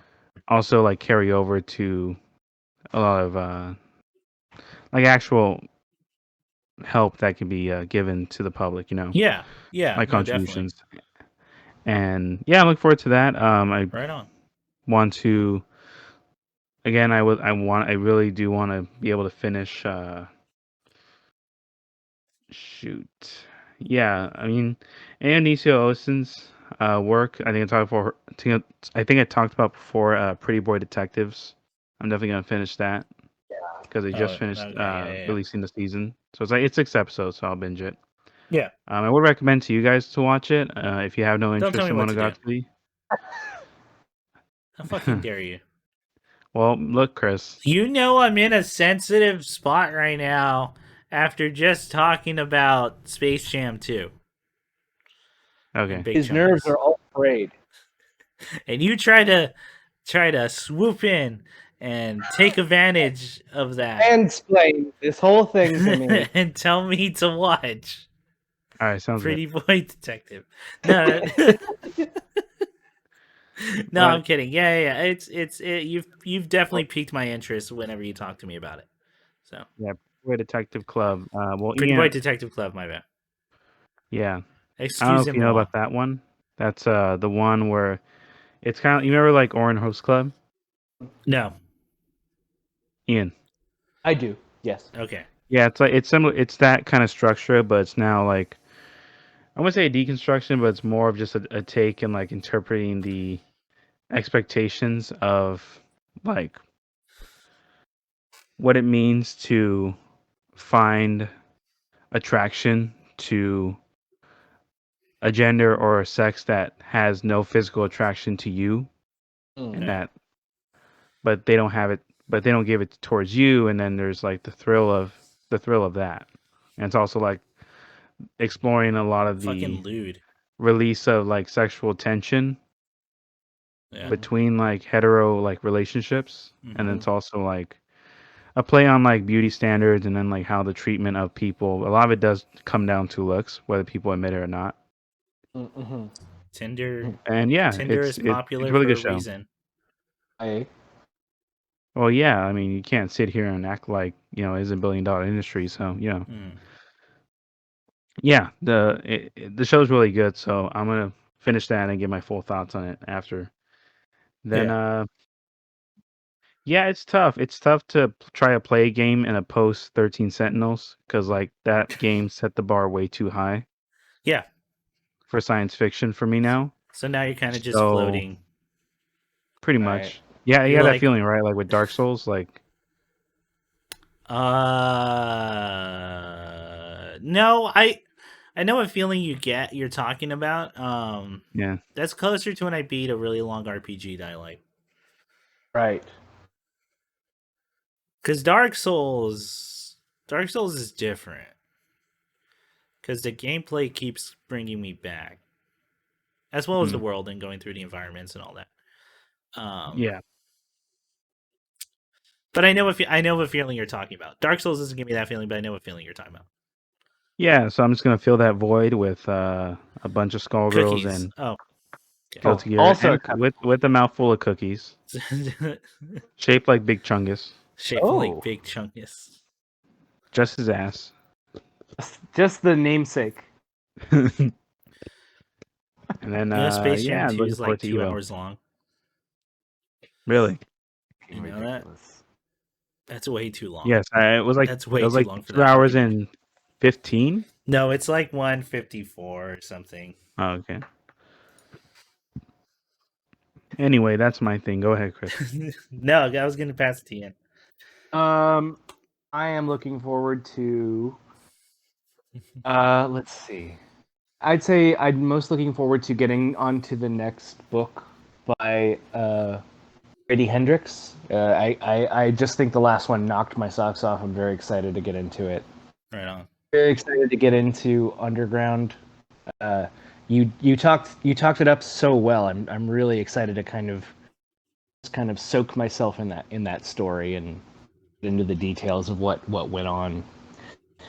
It's going to be such a fucking bummer, dude. Like, I know. I mean, consider this don't read like it in public. oh, don't read it on the I was gonna read it on the bus. Start crying on the bus. Don't read it in public. Okay. You will ugly cry. And then, other than that, I'm also been working on a project as well that I hope I'll be able to talk about soon. But it's coming up. Sick. What about you, man? Me, I still can't. I'm still not talking about the thing I'm working at now, but I will be able to hopefully soonish. We will see. Kill 6 Billion Demons Volume 4 comes out couple weeks. Wow. I think 2. I think like let me see. So I am super looking forward to that. Because as I've said multiple times, that is my favorite running comic today. It's beautifully done. It really is. It is, dare I say, perfect? No. But it is fucking amazing. It's coming out soon. Cannot wait. Gonna buy the hell out of it. I stopped reading online and just buy it by volumes now because I want to make sure I support. Yeah.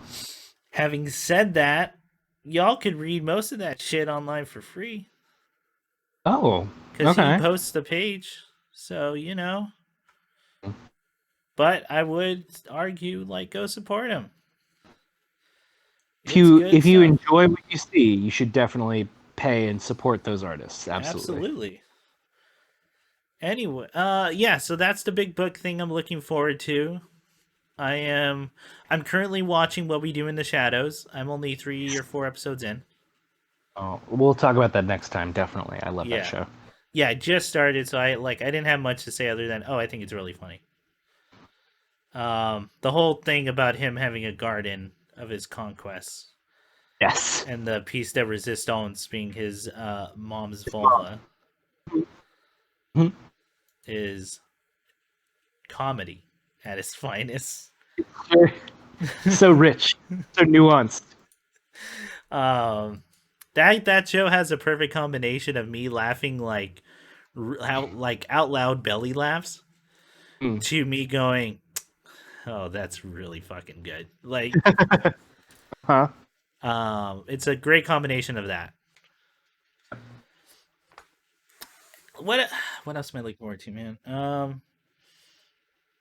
We're supposed to be streaming something soonish. I'm waiting on an email though, so I'll let everyone know as soon as that goes through. I thought it was gonna be sooner rather than later, but we'll see now. Yeah, that should be. It's more or less it, right? I think some movies are coming out in August. Not sure what. Oh, Evo weekends. I am definitely looking forward to. I'm going to be watching those both weekends. I'm not going to be streaming on weekends for a bit because me and some buddies are going to be watching that. But I will be talking about that. Go support your local fighting games too, not just Evo. Absolutely. All right. Anything else, you guys, before we go? No, I mean, just everybody take it easy out there, and I can't wait to talk to y'all.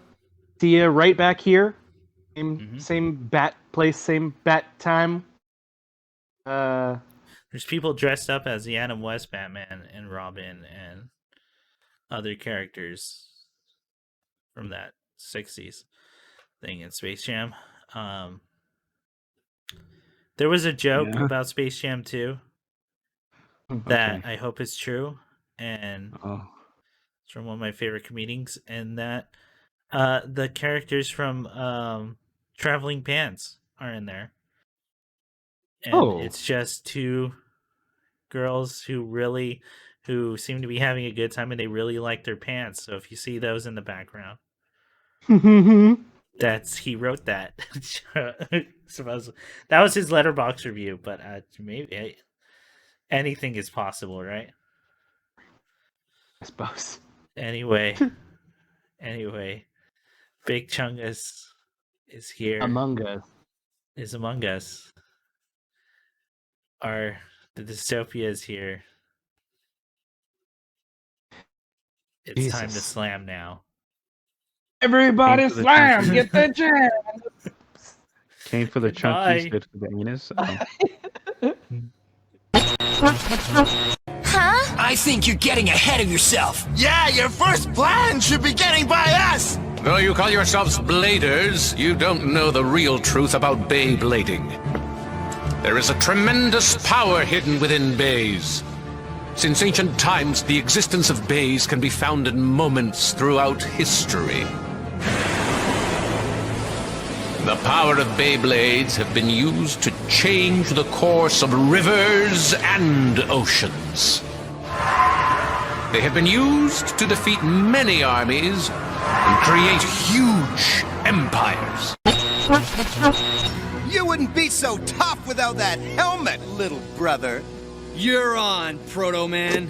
Plasma power!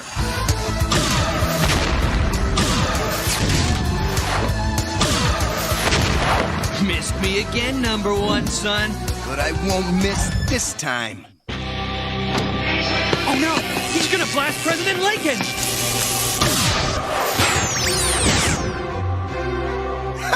I knew you'd risk yourself for Mr. Lincoln.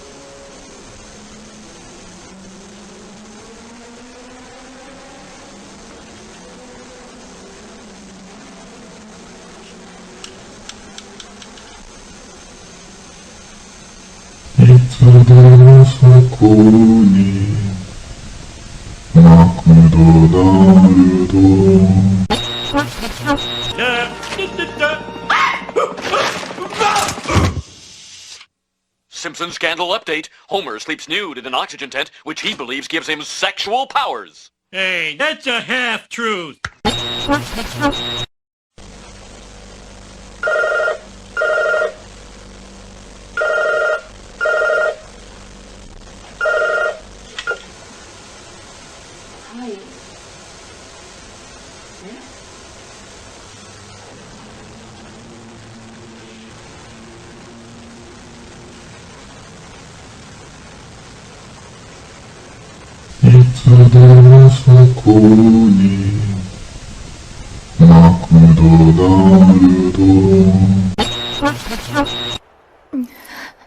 Shara, will you grant me one more wish? I wish for a mountain of handkerchiefs. Now, just let yourself cry, as much as you need to. You'll have plenty of handkerchiefs to help you through it.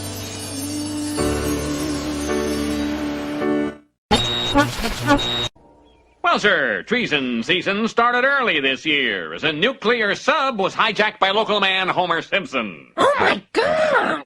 I told him that photo would come back to haunt him. Could Homer Simpson be a communist? His father spoke out on his behalf. My Homer is not a communist. He may be a liar, a pig, an idiot, a communist, but he is not a porn star. Hero call! This trap card lets me pick a monster and put him on the top of my deck. And I choose this. Elemental Hero, Neos. Not so fast. Thanks to my state select spell, he won't be there for long. Cause now I get to shuffle your deck. So how do you like this? Bada bing! I'll shuffle these boys real good.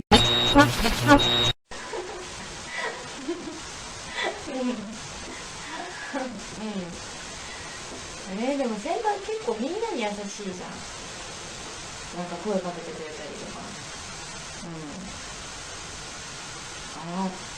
でも香水もらった。なんかわかんないくれるって。嘘つきすぎやんのすっごい恥ずかしい。明日バイトなんだけど。いつでもそこに。マジで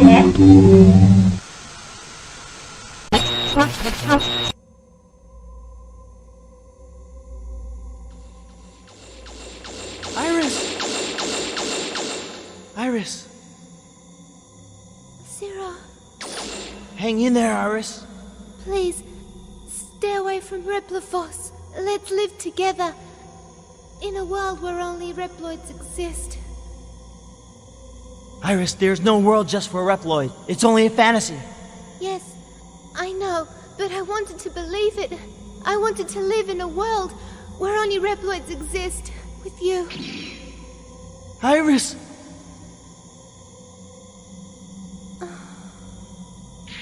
Iris! Iris! Iris! Iris! Iris! Iris! Ah! No, this isn't happening! There's no reason for me to go on. What? What am I fighting for?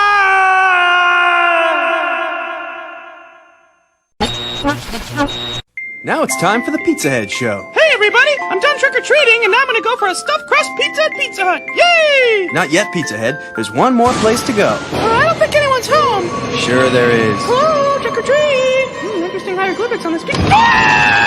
Quick, Pizza Head, let's go upstairs. Hey, who lives here anyway? It's your host, Count Steve. Oh, nice place, you got it. I wanna go to Pizza Hut now! The Count will be happy to give you a lift. Hey, put me down! Put me down! See you next time. I know a place that's peaceful and quiet. A place where animals play.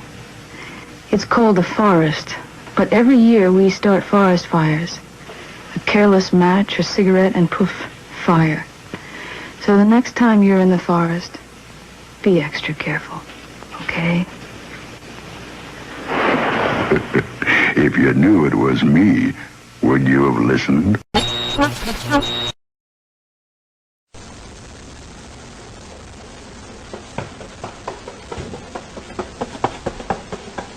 いつでもそこにマクドナルド。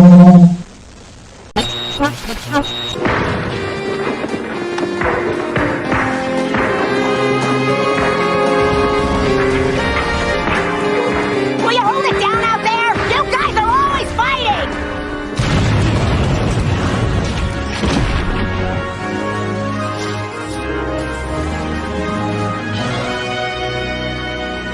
Enid Clinton, we've got business with your husband. What? John? Hal Jordan, another time shift. I'm up to speed. Carry on.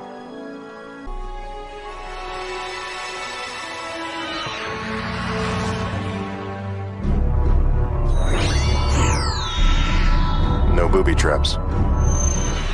At least none that my ring can detect. Make up your mind, would you? 뭐야?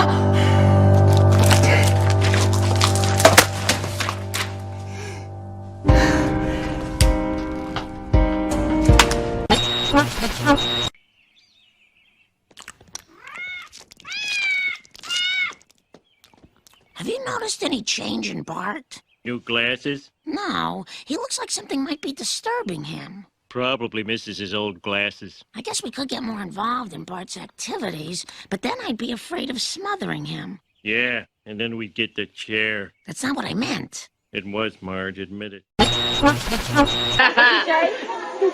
so special about Splinter? Yo, dude, it's like Splinter's our dad, you know? I mean, what's so special about your dad?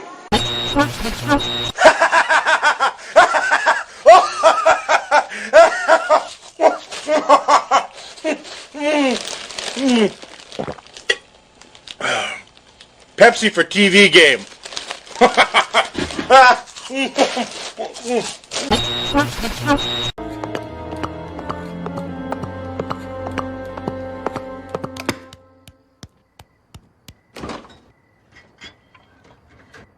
Mmm, 64 slices of American cheese. 64. 63. 2. 1.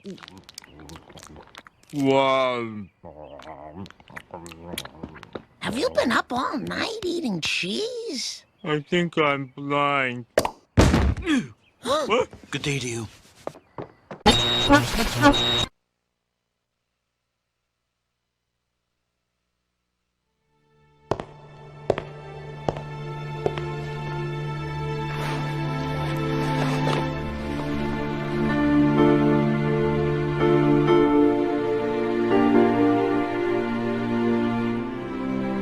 My mother risked her life for me, and now you too.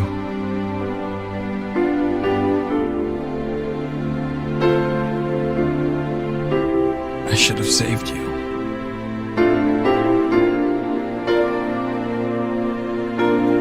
I should have been the one to fill your dark soul with light!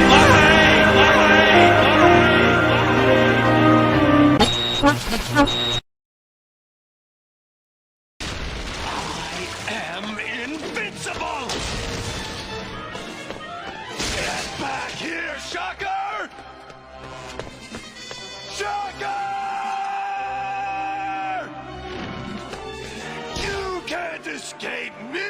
I'll chase you to the ends of the earth! I defeated you once, and I shall do it again! No, Magneto. I let you win before, in order to learn your plan, to trap you.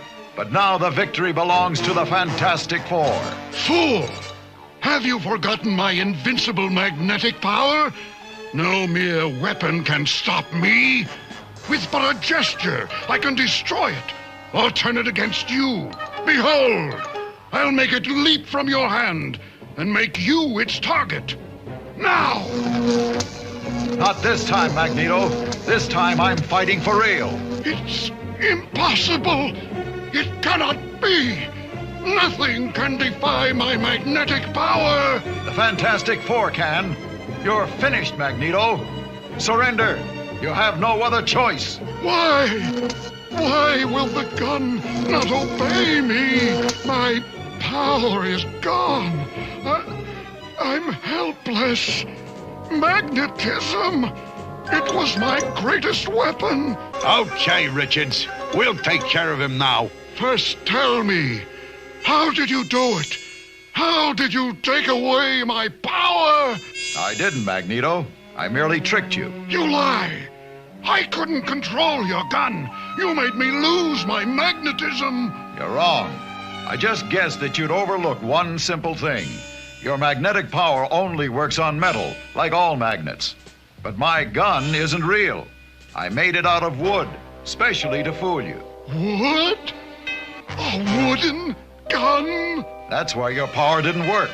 And it's why you're a prisoner of the police now. Take him away, men.